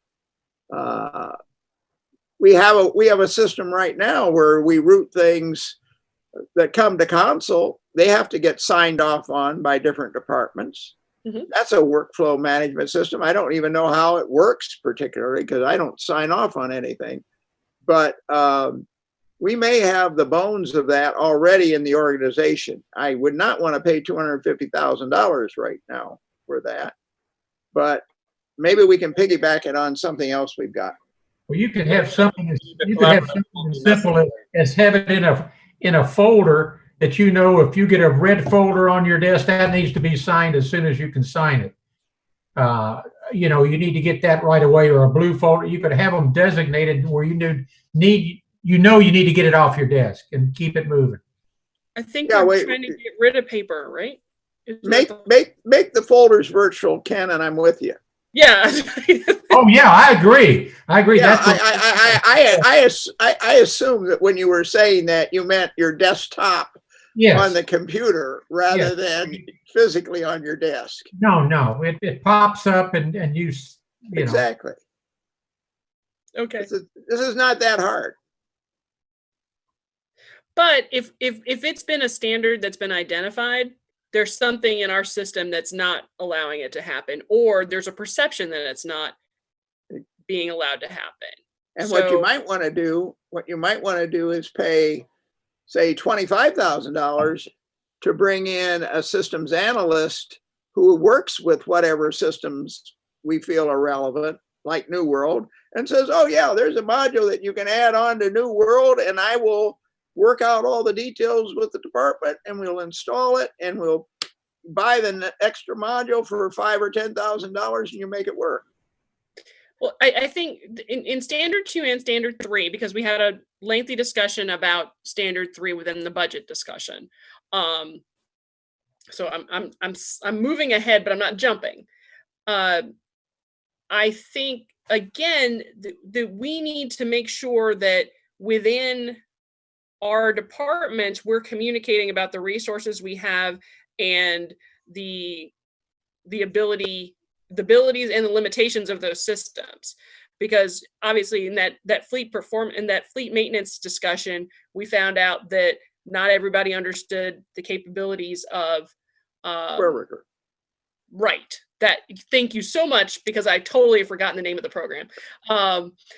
So it may be that we already do have the capabilities within our system, and we're just not communicating with each other between departments to make all of that known. So, and I think based upon that, Standard 3 is one that we're working on right now, right?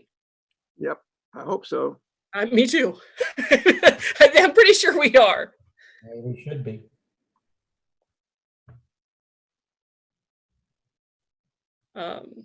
And to Ambrose's point, you know, maybe you hire an analyst to come in for $25,000, and he looks at several things you have going and saying, hey, you can do this and you can do this program, and identify these things, save us a lot of money. Yeah. I think that I would agree that would probably be, in my mind, that would be the second level of what we would do. First, because IT was not in this pod.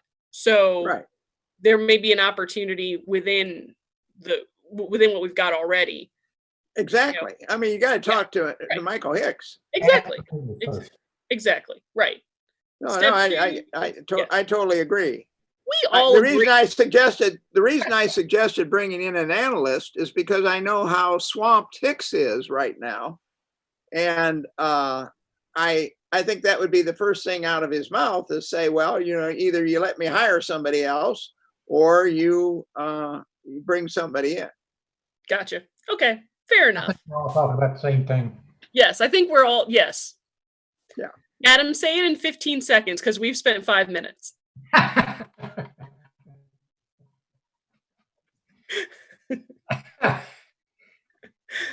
All right. Are we good with 2 and 3? I hope so. Yeah. What about 4? Help if I wasn't on mute, right? Oh, you're on mute. Oh, so we're chugging along? I'm having a great conversation with myself. I have to say, the pearls of wisdom were exceptional. There's an activity thing here that is tied to the collaboration between IT and finance that must play out. There's an activity here, a series of them that appears in Standard 2 and 3. But in the end, I think that on 2, what it distills down to as a metric is the reduction of accounts payable time. I've highlighted that in red. If you make the systems improvements, the accounts payable time is going to decrease naturally. There's your metric. Do whatever you have to, just decrease the time. You could also, one could also look in through a lens and say, reduce your costs of your interest costs and fees associated with late payments. I'm sure that's happening here. Yeah. Late payments, yeah. It has to be. If your system's not efficient, you're paying a price for it. You need to decide, do you want to go with metrics, hardcore, or are you really just interested in the impacts of streamlined and systems approaches? Well, I don't know how we figure out if a system's been streamlined if we don't have metrics. Question to Terrence, do we have metrics? Do we know the average payable time for our bills? And do we know what the penalties and fees that we pay every year are? We have that background information. It's simply a matter of formalizing it and making it available in this regard. So our recommendation is that we would update the material once we engage with finance and the accounting leadership to provide that information as part of this pod. Okay, a note to my note taker out there. Maybe we can get this information on the accounts payable time and any fees or penalties before we reconvene with all of the department heads so that those questions can be answered. Correct. All right, so with that, we're addressing 2 and 3. There's a 4th here that you would like to employ a capital and projects manager to plan and track the installation and progression of all projects citywide.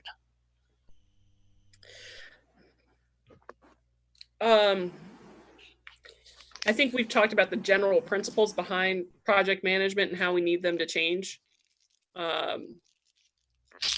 At some point this month, that was on one of these strategic planning calls, right? Yeah. Yeah. Okay. Sorry. You know, like when you're staring into the camera, sometimes you forget exactly which conversation it was.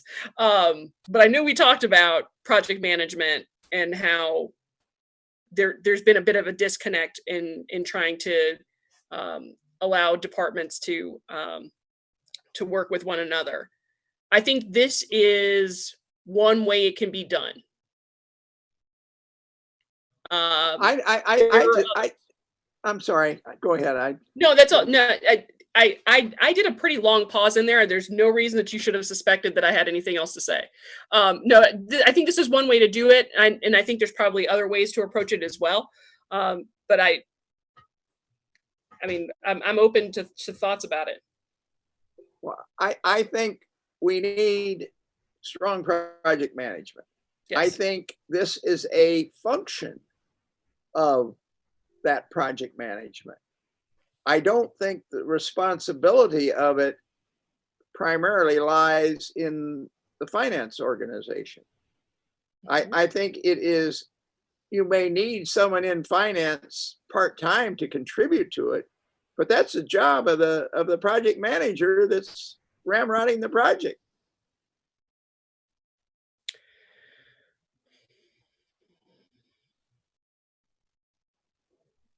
And I think that we had a discussion about the skill level that we've supported for project management and how we're not there yet. Amen. Agree. So do you want this or no? Well, I don't know we that need,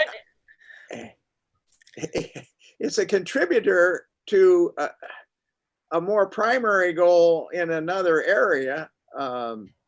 Maybe it should be, can we do support? I can't recall seeing any others that say, hey, I will support this major goal somewhere else that I can think of right now. But maybe that's what this is, that, you will make sure that function gets done under the auspices of the project manager, whoever the project manager is, or something like that. I don't know. I would be curious how other organizations our size handle project management. And in a way that's transparent and allows for appropriate accountability. Because I don't have a sense of that. So maybe a standard here is to survey, you can write that, she should survey other comparable city governments for how they handle project management. Excellent. I like that. Yeah.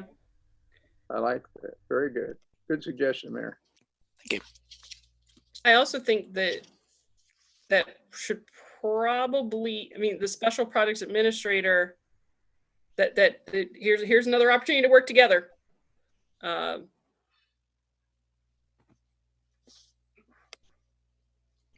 Keep going. How should they work together? Well, because obviously every project has a finance component to it, but our special projects administrator has spearheaded a lot of things for us. Okay, it was a kernel of thought in my head, Adam, and I hadn't fully fleshed it out, and you want me to keep going. Welcome to my world. I just think that they might be the two people who'd be able to give us the most well-rounded view of what other organizations or our size are doing. Because I think that you will have some places, and I think they'd be able to cover the bases. How trained are other department heads in other cities? Is it compulsory that they have a certain level of project management expertise? Or are they using someone like a capital projects manager? What do the intervals look like in terms of reporting? How is it reported to not only staff and elected officials, but to the public? All those sorts of things that we should, this is, I don't think that we check all the boxes in this area, but I'm sure that there are other places that hit the target a little bit closer and do so in a way that is relatively efficient.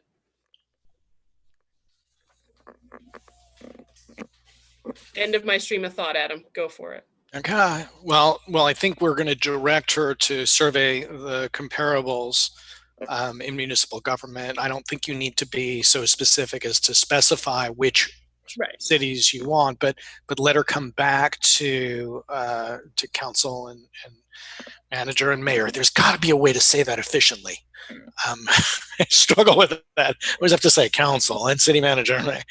But it may be enough to have her come back and then make recommendations on whether or not to hire a capital projects manager or use the special projects administrator in that role, or get herself some training in capital projects management that could all solve the issue.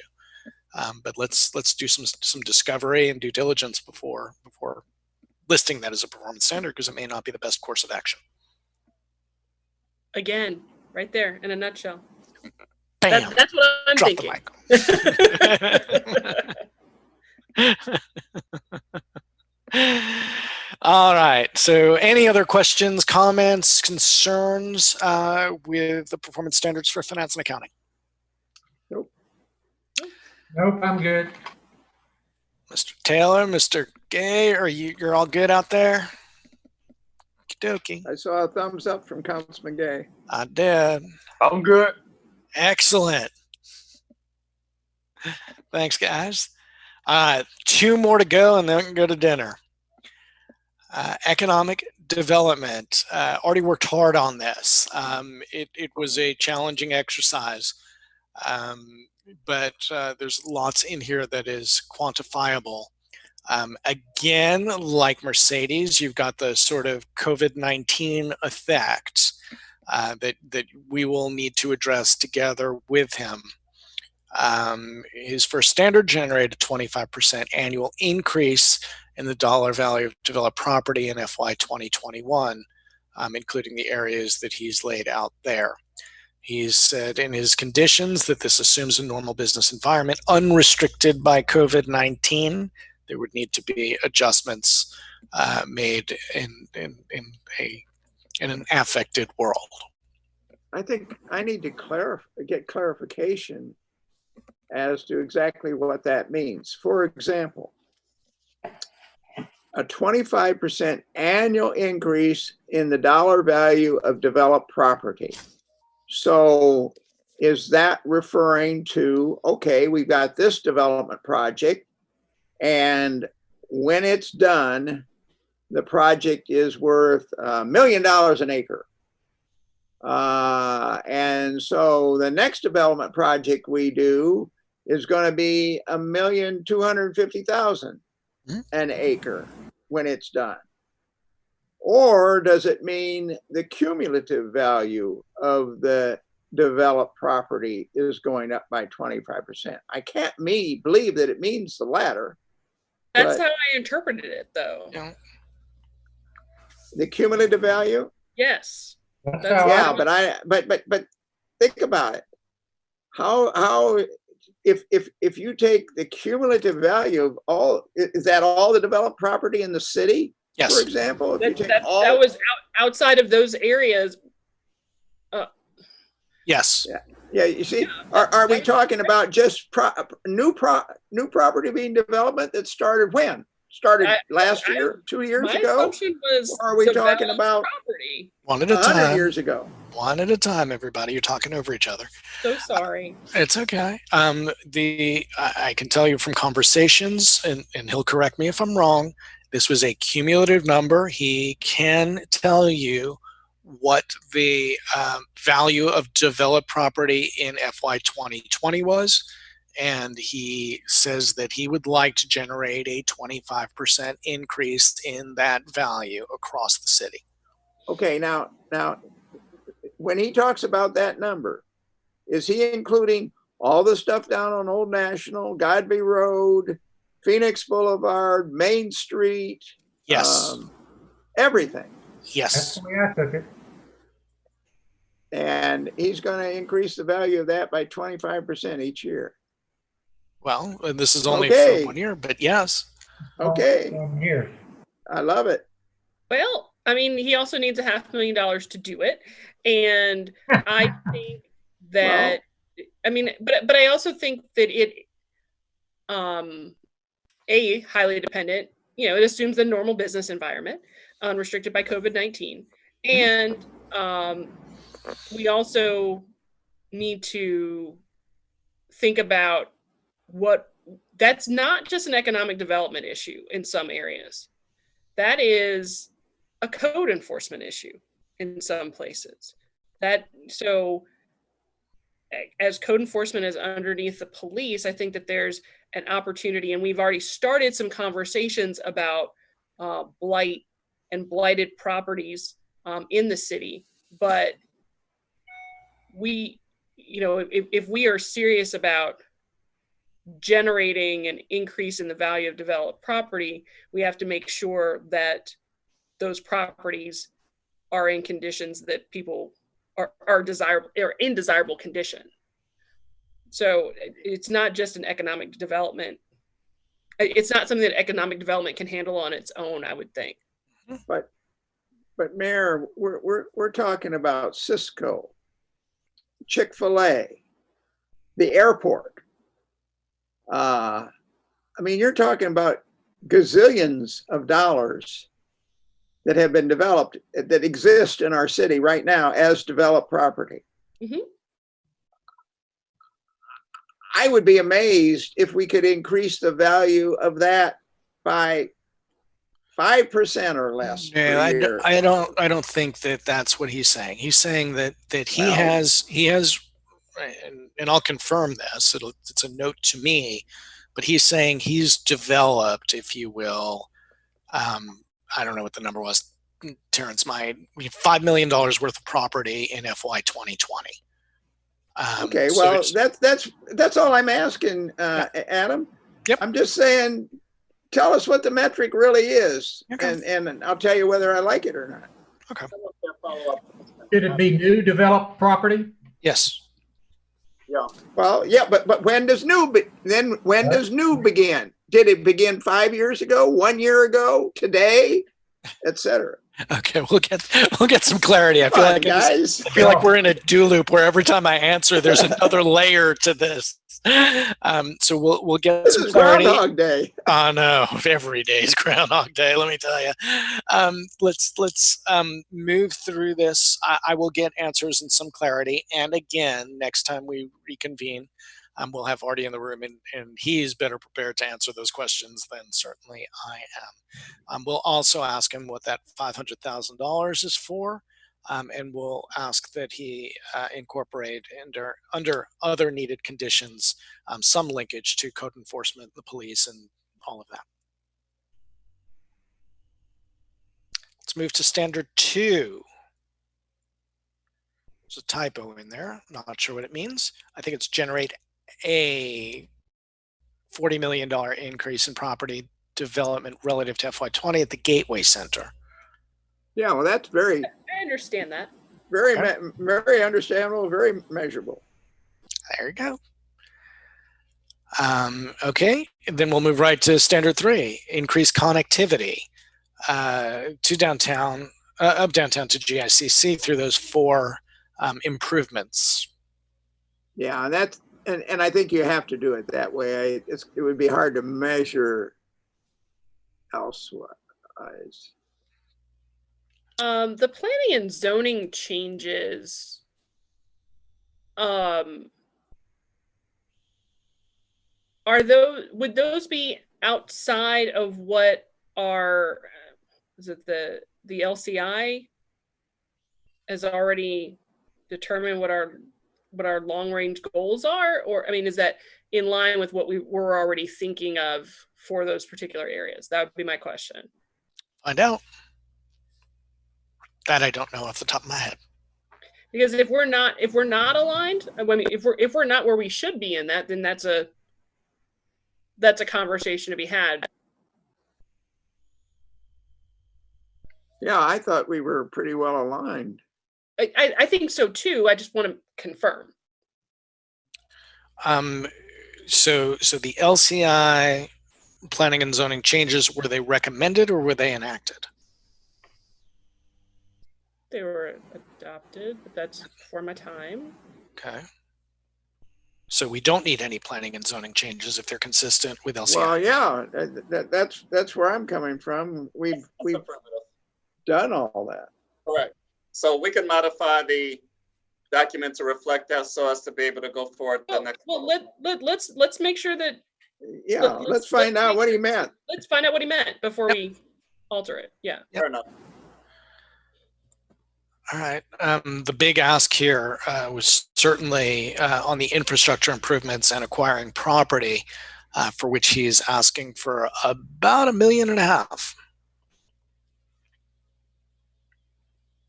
Well, if he can match that and take care of it by selling property, we'll be just fine. And I'm willing to spend $1.5 million to acquire property if he can sell $5 or $6 million worth of property. And that's a balance that continues to be stricken, ladies and gentlemen. So that's a footnote for all to be mindful. You kind of came in and out there. Can you just repeat that? Because I didn't hear it. Talking to me? Yes. So the financial commitment that's noted is a footnote, midterm to long term, because of course the balance to be, one has to strike a balance with respect to revenue outcomes in order to make that level of resource available. Yep. In other words, what Councilman Clay said. If $10 million can be generated as a result of $1.5 million investment, that would be the proviso. It would have to be. And that's what the development is. Yep, absolutely. And the caution that I would offer here and elsewhere, as you look at desired resources, the standards that your staff have written, were contingent upon having what was necessary to achieve them. In this case, if you're looking to increase connectivity and you're going to hold Artie's feet to the fire, he needs that money. If he doesn't get it, then we really can't hold his feet to the fire. I know that need not be said. I just want to underscore that. But yes, Artie's the same guy that's got to sell the property. So in a way, he's holding his own feet to the fire. Well, that's true. That's true. All right, let's move to standard 4 then. Develop infrastructure in 6 West and some private development within the 6 West area. $25 million worth in the area of Columbia Avenue and Road Street. If you thought 1.5 million was a lot, now we're talking 25 million. I suspect your answer will be the same, which is if he could sell it for 35 or 40 million, we're all in. Well, I mean, I think there's a number of things to balance there. And the Fulton County aspect of it. And I don't know that I really want to talk too much about this one. But no, I don't think it's a good idea. I don't think so either. Yeah, there's just a number of things to consider. Number 5. Well, do you want to strike number 4? Is that the wisdom of this group? I don't know that we need to strike it. I just don't know that we need to get into an in-depth discussion about This is the kind of thing we need to discuss in executive session. The bottom line is, Man, I don't get to do that though. I know. I know. That's why. So if it has to be a published goal publicly discussed, then drop it. Dropping it. Just because I'm hungry. Okay, standard 5, collect baseline data on parking related issues on Main Street. This is interesting. By improving lighting access, walkability, and availability, reduce 25% of the complaints on parking in downtown College Park. Councilman Clay, you have the floor. Yeah. That is going to be a tough. That's going to be a tough goal. And I don't know.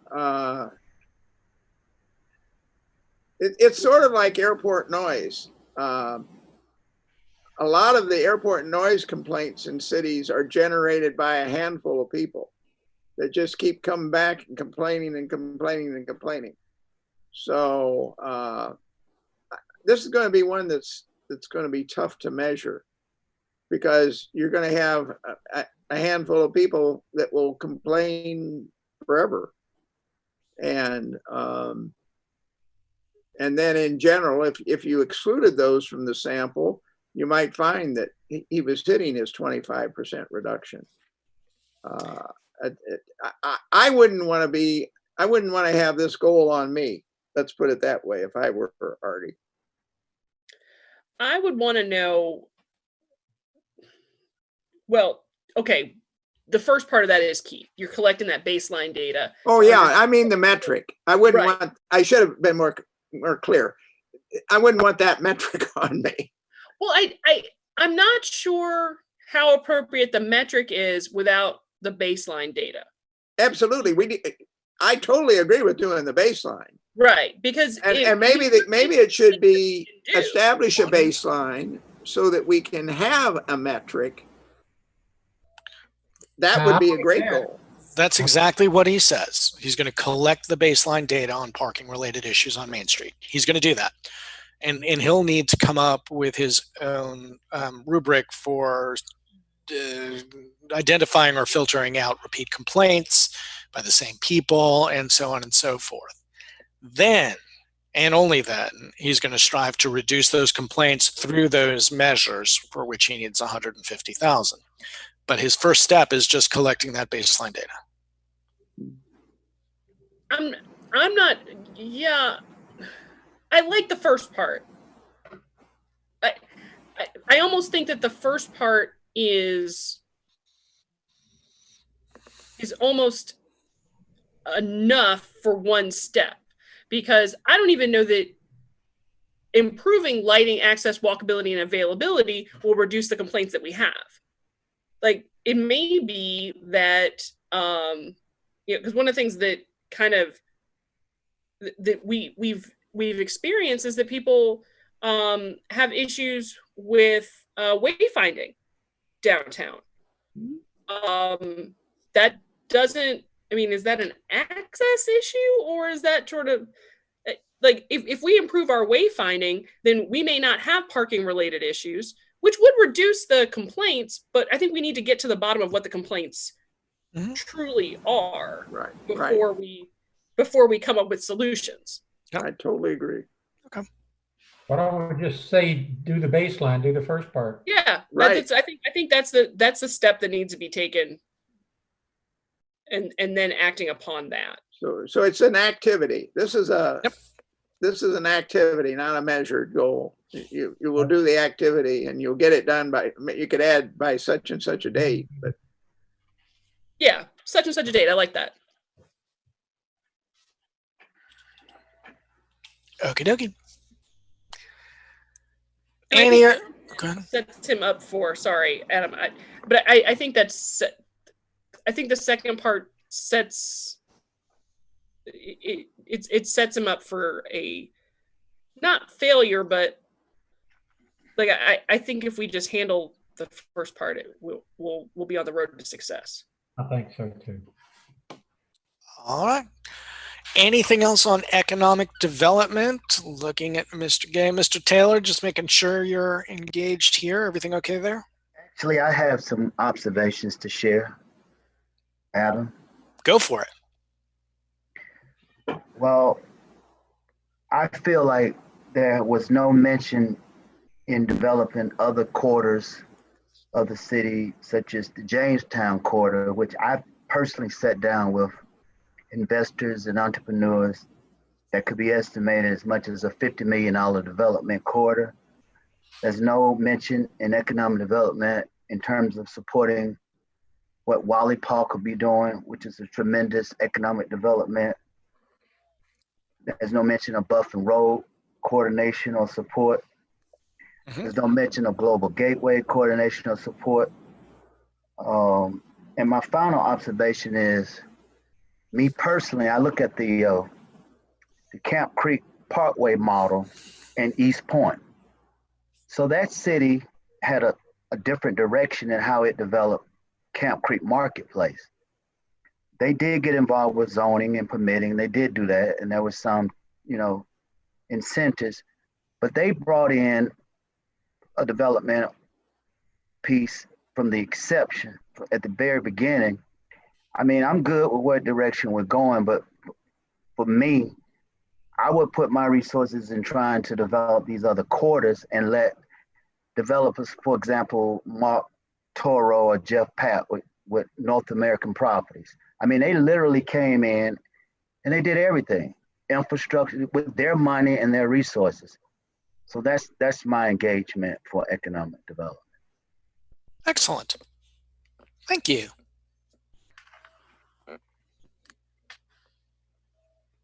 So just the fix here, if I was to give Artie your advice, sir, would it be to include those parts of town where he's, I don't know, talked about Godby Road or Old National Highway or 6 West or some of the others, or should he develop a different standard for developing those areas that you've named, maybe through private sector finance?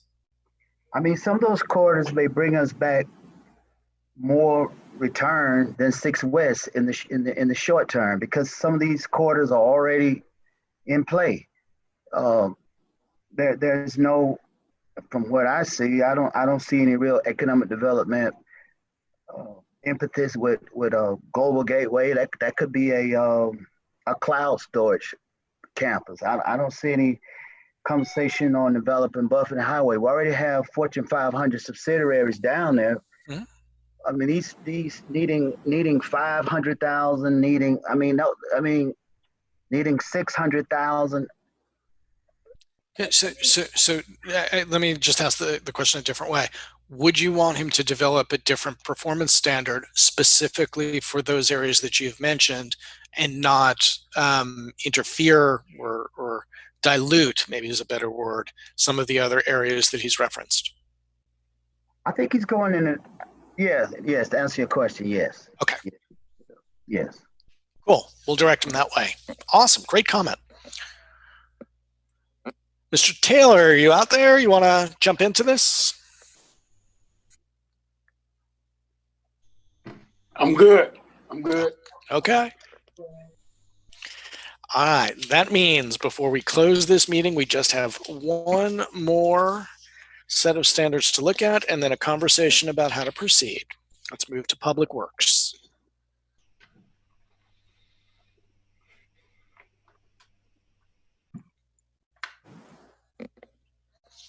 We have 6 standards here. First, to prepare an organizational evaluation for each of the 5 divisions within DPW and develop recommendations on how to better ensure services are meeting current needs. That to me sounds like a job for an outside consultant.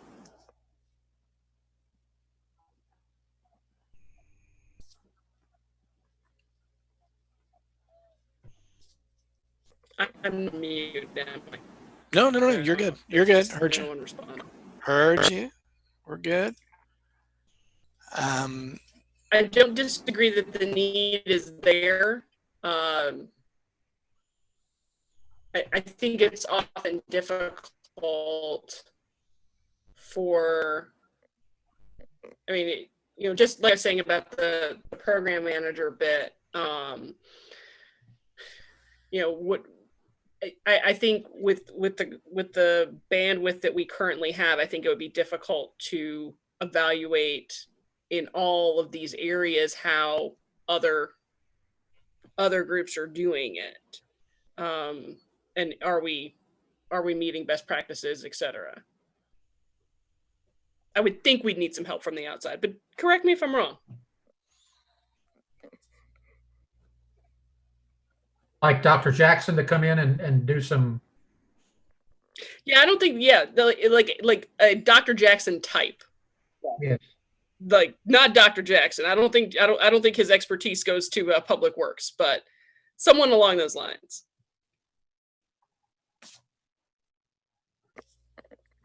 Okay. We can make that suggestion.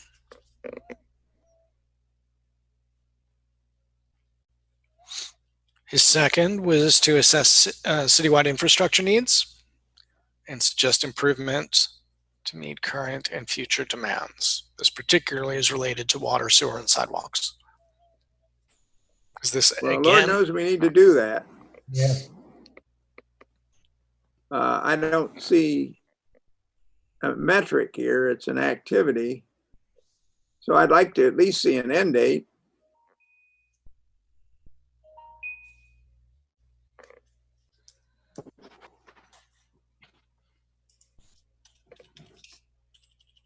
I'd like to see, he talks about different resources, and so if it's if you split it into infrastructure need by what he calls the different resources. I mean, we have an SESS or whatever it is, evaluation study in place. We just authorized to spend a little more money for it. We cut back on that somewhat for the storm sewers and sewers. But so I'd like to see that broken out, and I'd like to see dates for when each of those studies would be done, if we're going to do that. It needs to be done. Mm-hmm.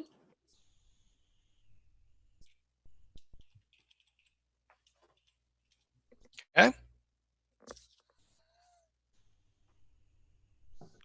Let's move on to 3, develop an externally conducted priority street resurfacing rating program.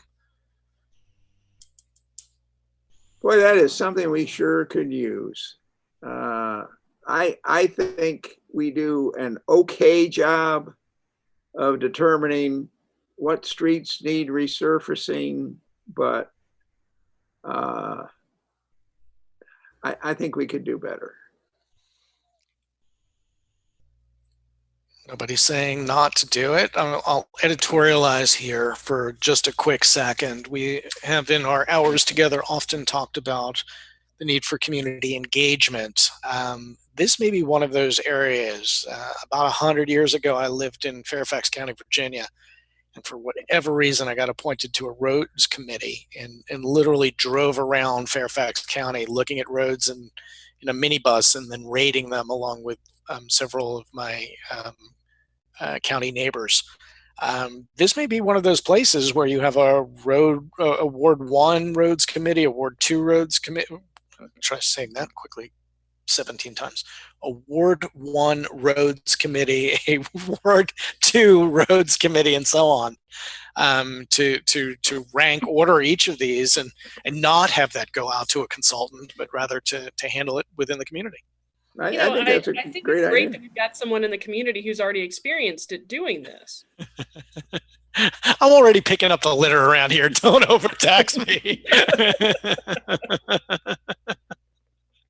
No, I think that's one of those things where you can get community engagement and investment and connect people. And I think you can also tie in some metrics with our new see something, say something automated tool that we just decided to get. Yeah. Yes, I was thinking that as well.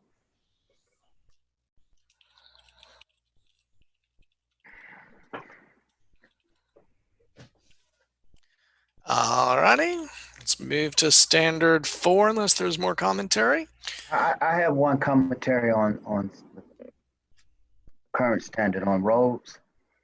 One of the simple things that I've noticed in the 20 years I've lived here is that we could get just a simple Excel spreadsheet, and I think they have that, and put down the age of the roads. For example, there are roads that have not been paved in 10 or 15, 20 years. I don't know if age has anything to do with priority, but it could be at least some baseline for how we could prioritize road paving.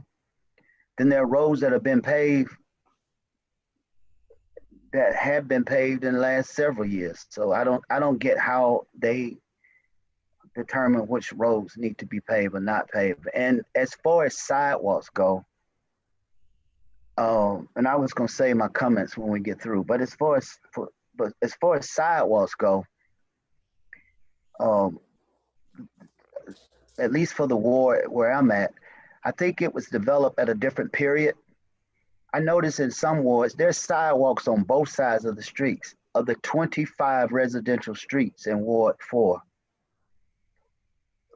of the 25 residential streets in Ward 4, there's only one street that has sidewalks. So does that mean we never talk about sidewalks, or we just continue to live in a community where there are no sidewalks? That's something I'm still trying to understand in terms of prioritizing infrastructure projects. Well, Councilman Gay, before we jump to sidewalks, I think you brought up a good point on the age of the road. I think a second factor that you would include in that spreadsheet would be the amount of traffic on the road. And then a third factor might be just observations by people as to whether the road has deteriorated.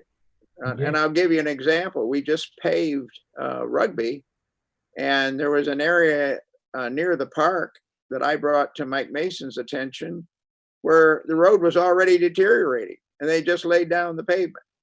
So there's a third factor in there, but I think that's an excellent idea of having those factors in a spreadsheet, combine them with community input.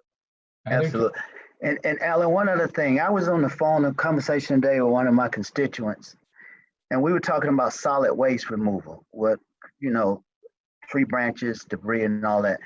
The city does an absolutely amazing job picking up solid waste. I mean, in Atlanta, for example, it may take a month to get solid waste from the road, but we've done such a good job until we've given a false expectation to our constituents, at least in my ward. For example, I've asked Ada to put together a schedule, a solid waste schedule, because they could come on one street, pick up the solid waste, and people put their solid waste down, and Ada then's gone to the other 3 parts of the city. She don't be back for 2 weeks. A simple schedule to the residents, like they do the sanitation, we know it comes 2 days a week, could just improve the complaints or the overburden need to keep calling us about picking up solid waste. I think some of that is probably going to get, I think some of that, not all of it, but some of that should be helped with the app. If we can get broad scale adoption of the app, because it allows people, once they've logged an issue, to see how it's being processed and an expectation of when the task or whatever the issue is going to be completed. So if we communicate to the citizens, look, this is going to be the most effective way of getting some of these needs taken care of, and we get broad-based adoption of it. And I know that there are connectivity issues for people. I understand that, but if we can get a critical mass of people to adopt it, I think at least a fraction of those complaints will probably go by the wayside.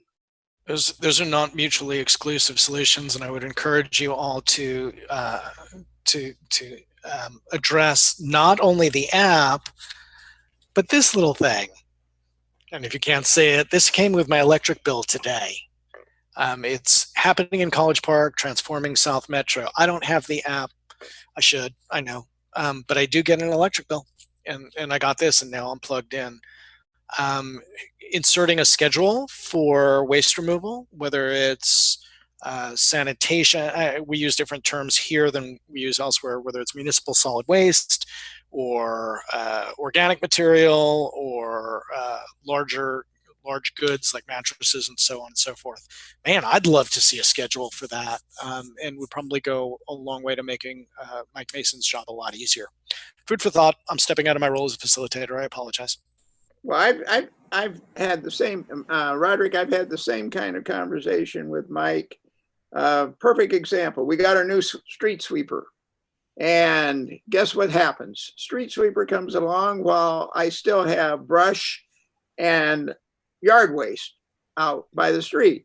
Street sweeper comes along, bypasses my brush and yard waste. The next thing that comes along, somebody comes along and picks up the yard waste. And finally, somebody comes up and picks up the brush. And what you needed to do was schedule things so I knew when to put out the brush and not foul up the street sweeper.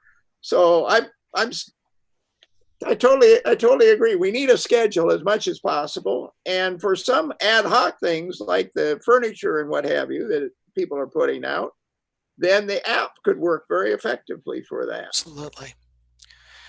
Great conversation. Let me bring it back to the standards. Yeah.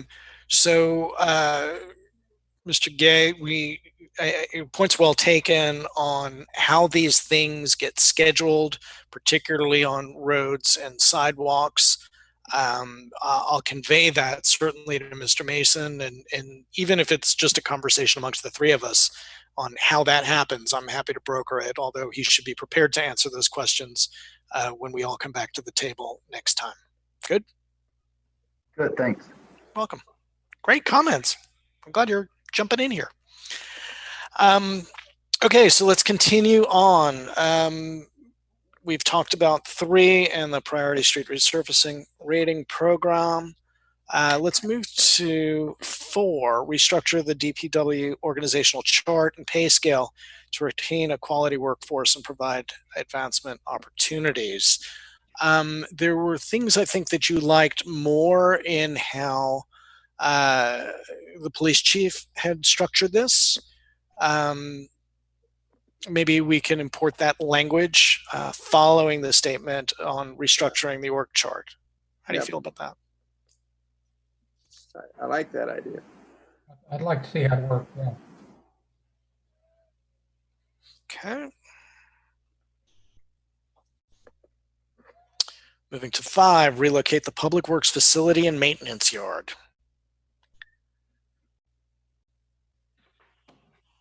Well, it's something we ultimately are going to do. We will need to do it because that land is too valuable for other uses going forward. But who knows when? Are we going to do it this year? Was my question. No. I don't think so.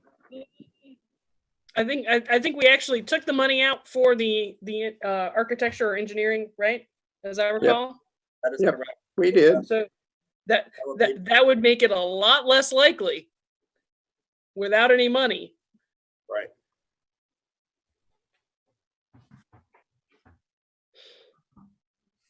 Okay, should we tell them to strike this, that it's just not going to happen in 2021?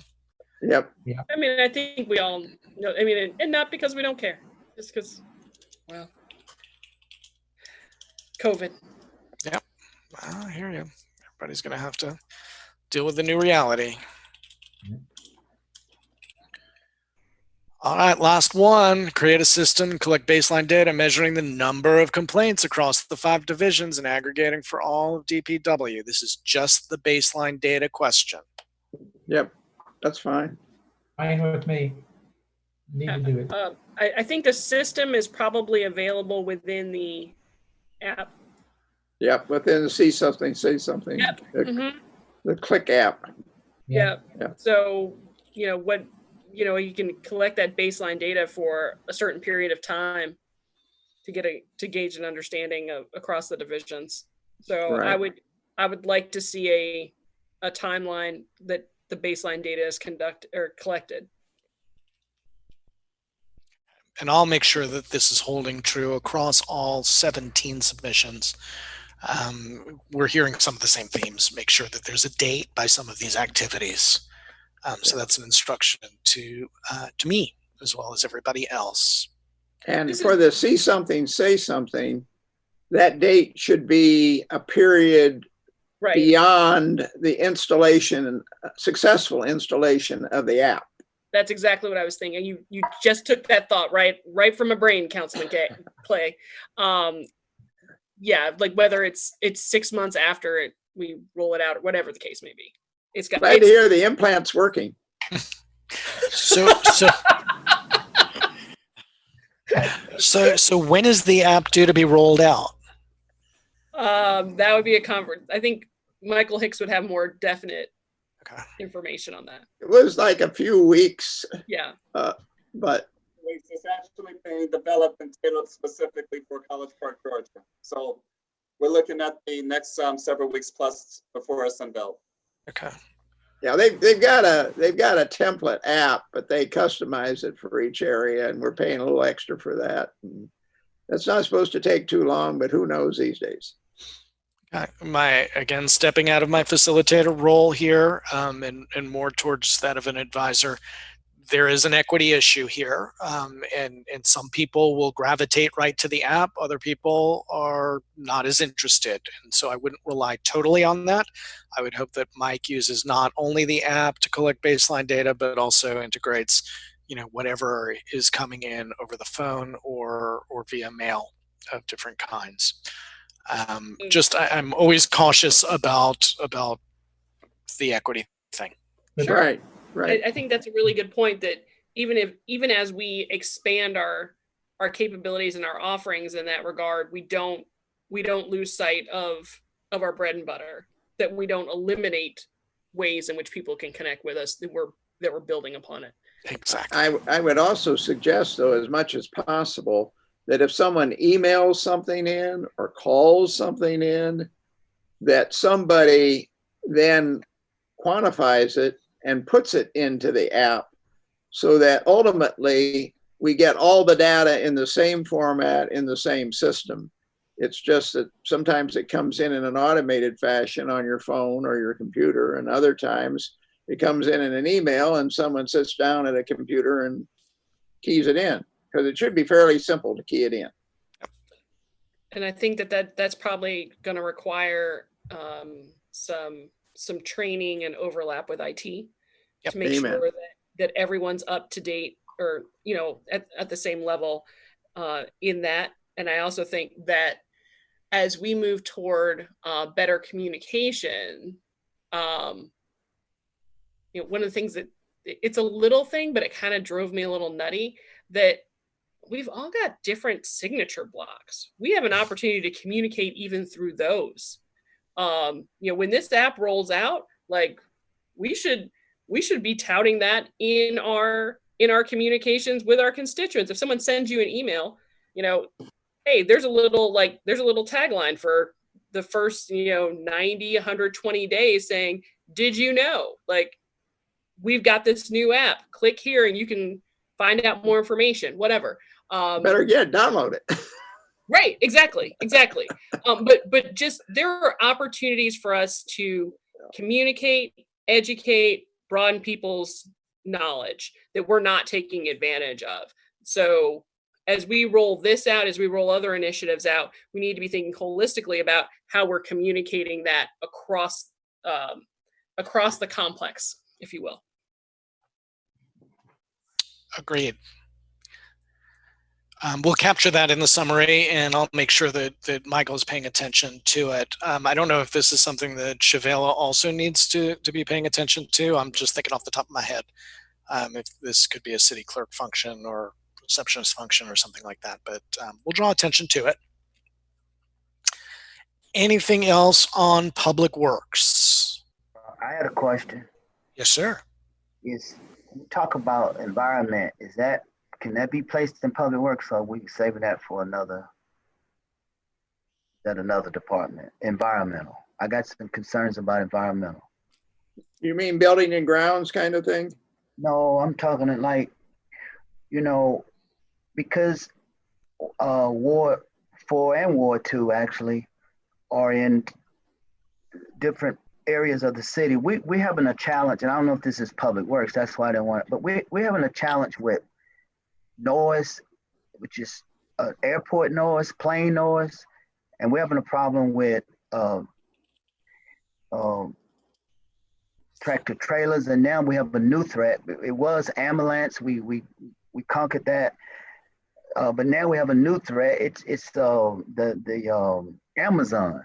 So one of my challenges is trying to balance that growth in our bedroom community, in our small wards.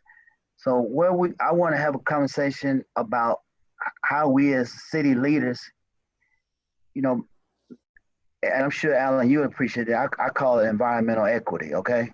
Mm-hmm. But that's just a huge challenge for our quality of life. I was just talking to an 80-year-old constituent. I don't know if he's 80, but he's been in our ward for some time. He was just saying, Councilman Gay, we don't even talk about airplane noise anymore. We don't even talk about the fact that we had a noise abatement package some 25 years ago, but now we have 3 new runways. I was talking to Ms. Yama Sachi, the editor for the AJC, And she was like, your community don't even complain. They don't even talk about how y'all can live around the airport noise. We don't even write about that anymore. So at some point, if we're talking about a strategic for the city, I want to talk more about that, balancing that, okay? So, Mayor? May I respond? I wholeheartedly agree. I think that a lot of the issues that you were discussing are of environmental justice and how communities of color and those that are less affluent are often the recipients of, or on the receiving end of a lot of those issues, are absolutely things that we should address as not only elected officials but as a community. And I think that we were talking about this issue in regard to some development near that area, near your, I think actually in Ward 2 a couple of months ago. I don't know that it belongs in the performance standards for any particular department head, but I do think that it is absolutely crucial as we move forward as a community. It should inform how we are thinking about growth in College Park, and making that something that is equitable and achievable for the entirety of the community, regardless of socioeconomic status or the like. So I am certainly not brushing off your comments. I absolutely support what you're saying. I just don't know that in the performance standards, there's a place for that, or that any particular department head is tasked with such a weighty thing. I think it's our ability. I mean, it's our responsibility as elected officials. Mayor and council, absolutely. The only fallback to that is we do have an airport affairs. I don't know if we talked about that, but some of the issues, in my opinion, squarely falls in airport affairs. And I just personally think that that's where we need to be putting more emphasis in things like at least the airport piece, the noise. But you're right about, I agree with you on the other issues. I think that we are fortunate to have Mr. Young in that position, because he is very much keyed into those into some of the issues that you've discussed. And I know that, and I think that we're incredibly fortunate to have Councilman Clay, who's so knowledgeable about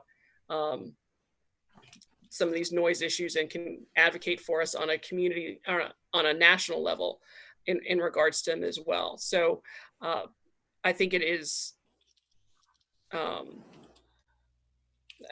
I think we are well situated to have people who are aware and engaged about these issues. Well, I'll tell you, Kasim Reed, as mayor, received $1 million from FAA regional office in College Park. I don't know that not one dime of that $1 million went to looking and understanding any of the needs in College Park. And that money came from FAA. So when I've gone to the only one noise meeting, what I learned from other communities is they don't totally rely on federal guidelines. They form communities, they form groups.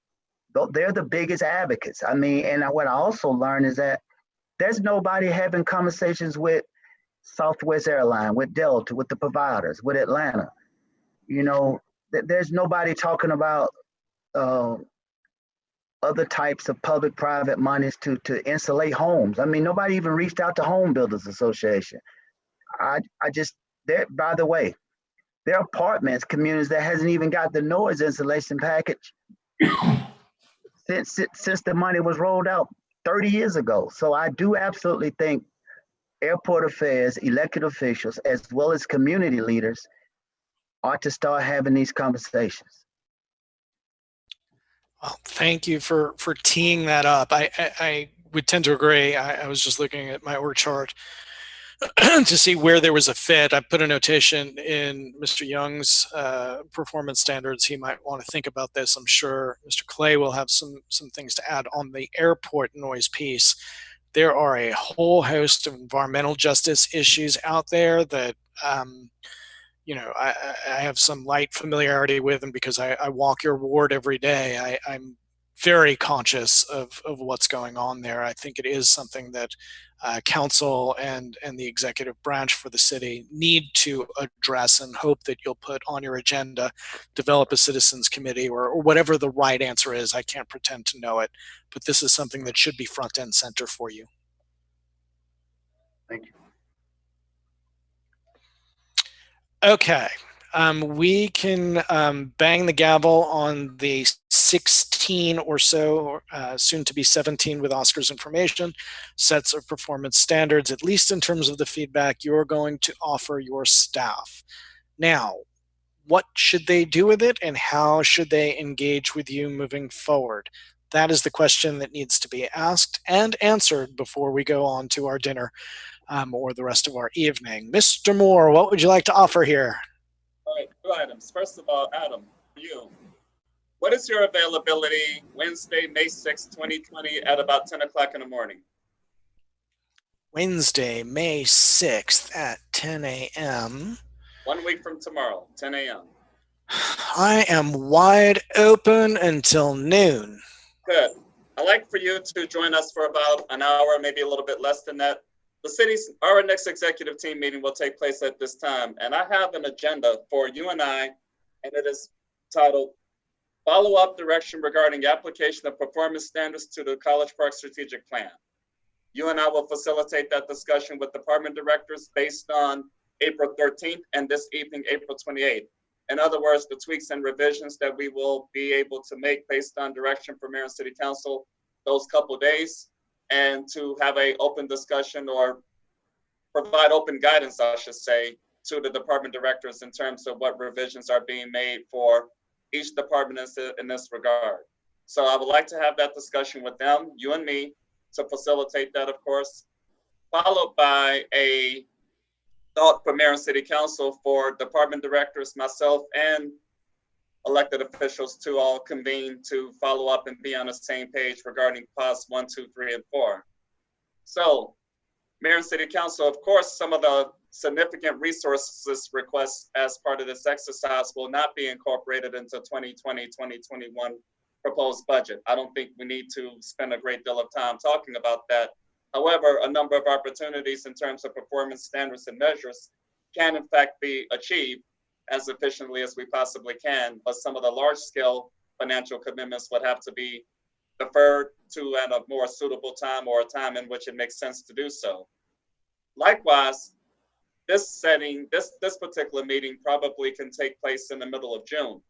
Council meetings coming up are May 4, May 18th, June 1st, and June 15th. The last regular council meeting of the current fiscal year will take place Monday, June 15th, which is the anticipated date for final adoption of the fiscal year 2020-2021 budget.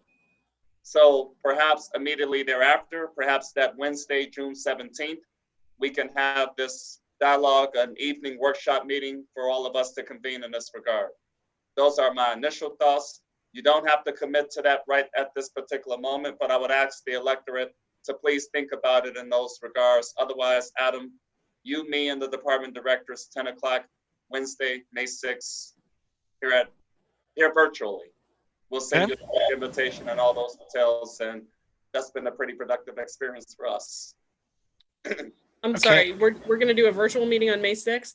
No, that's the executive team meeting now. Oh, okay, I'm sorry, okay. I'm here in City Council, so I'm simply asking you all to think about the prospect of a workshop meeting for department directors, yourselves, me, to convene as a group so that we can dialogue respectively. And I'm suggesting that we accomplish that in June, for one evening in June, without them involved. Okay, that sounds fair to me. My only question there is how you would like me, if you would like me to engage with the department heads between now and Wednesday. certainly would hope that we'd get the meeting summary out. Probably Monday would be our best case. And I can annotate this set of performance standards accordingly, probably by then. But do you need me to give them any direction, or are we just going to review the state of the standards at that time and the meeting summary? Oh, so you proceed with the meeting summary as you've outlined for Monday. If you can have that available for Monday, that will accompany the executive team meeting Wednesday. At the executive team meeting Wednesday, we'll talk a little bit about our experience with Mayor and City Council April 13th and April 28th today. So from there, you will be empowered to interface with individual department directors from that point on. So over the next couple of days beyond May 6th, we're simply using the executive team meeting, Adam, as a forum or a foundation to connect the dots with respect to the direction having been outlined. If that is okay with the mayor and city council, I'm on board. I think it sounds good to me. Fine by me. Good I mean, I'm good by okay. me. Very well, gentlemen, ladies and gentlemen, I appreciate that. So again, once we complete that portion of the exercise, Adam, we'll follow up with Mayor and City Council to come up with a date and time. Again, I like the idea of maybe June 17th, a couple of days after the last regular City Council meeting of the current fiscal year, where budget is to be adopted in that, because again, some of which we'll be able to accomplish in 2020, 2021, but for obvious reasons, there will be some major deferrals. Yep. So again, council, think about that. I'll follow up with you after the May 6th engagement as noted, and we'll come up with a concrete date and time frame to proceed as a collective. Mayor and City Council, department directors, myself. Okay. I'm good. Good too. So Adam, mark your calendar for Wednesday, May 6th, 2020, 10 o'clock. I will send you a Zoom invitation as we get that meeting finalized. But in the meantime, get the summary and other details squared away by Monday to accompany the May 6th meeting. Okay, without talking to my meeting, to my note taker, I'll promise Monday close of business, though we'll try for sooner if we can get it. Actually, I technically would not need that until Tuesday morning if that helps you, because the executive team meeting agenda typically goes out the day before it takes place. So we'll finalize that Tuesday morning, May 5th, and your background information can accompany the agenda. So if that helps you in the process, you have that ability. I'm not looking at her right now. I don't know if she's having heart palpitations or tremors, but we'll do our best. Well, I hope and pray that's not the case. We're having a good time otherwise. We'll make it work, sir. Yes, very well then. Excellent. Everybody, thank you, thank you, thank you. 3-hour meetings virtually are never an easy chore. I appreciate your time and attention and your very strong input. Thank you. Have a Thank good you. evening, everyone. Good Enjoy job, the everybody. Good night, ladies and gentlemen. Friendly reminder, budget workshop tomorrow, 6:30. Bells on. We'll be Yes. there with bells on. All right. Thank you. Good night, ladies and gentlemen, and thank you. Good night, all. Good night.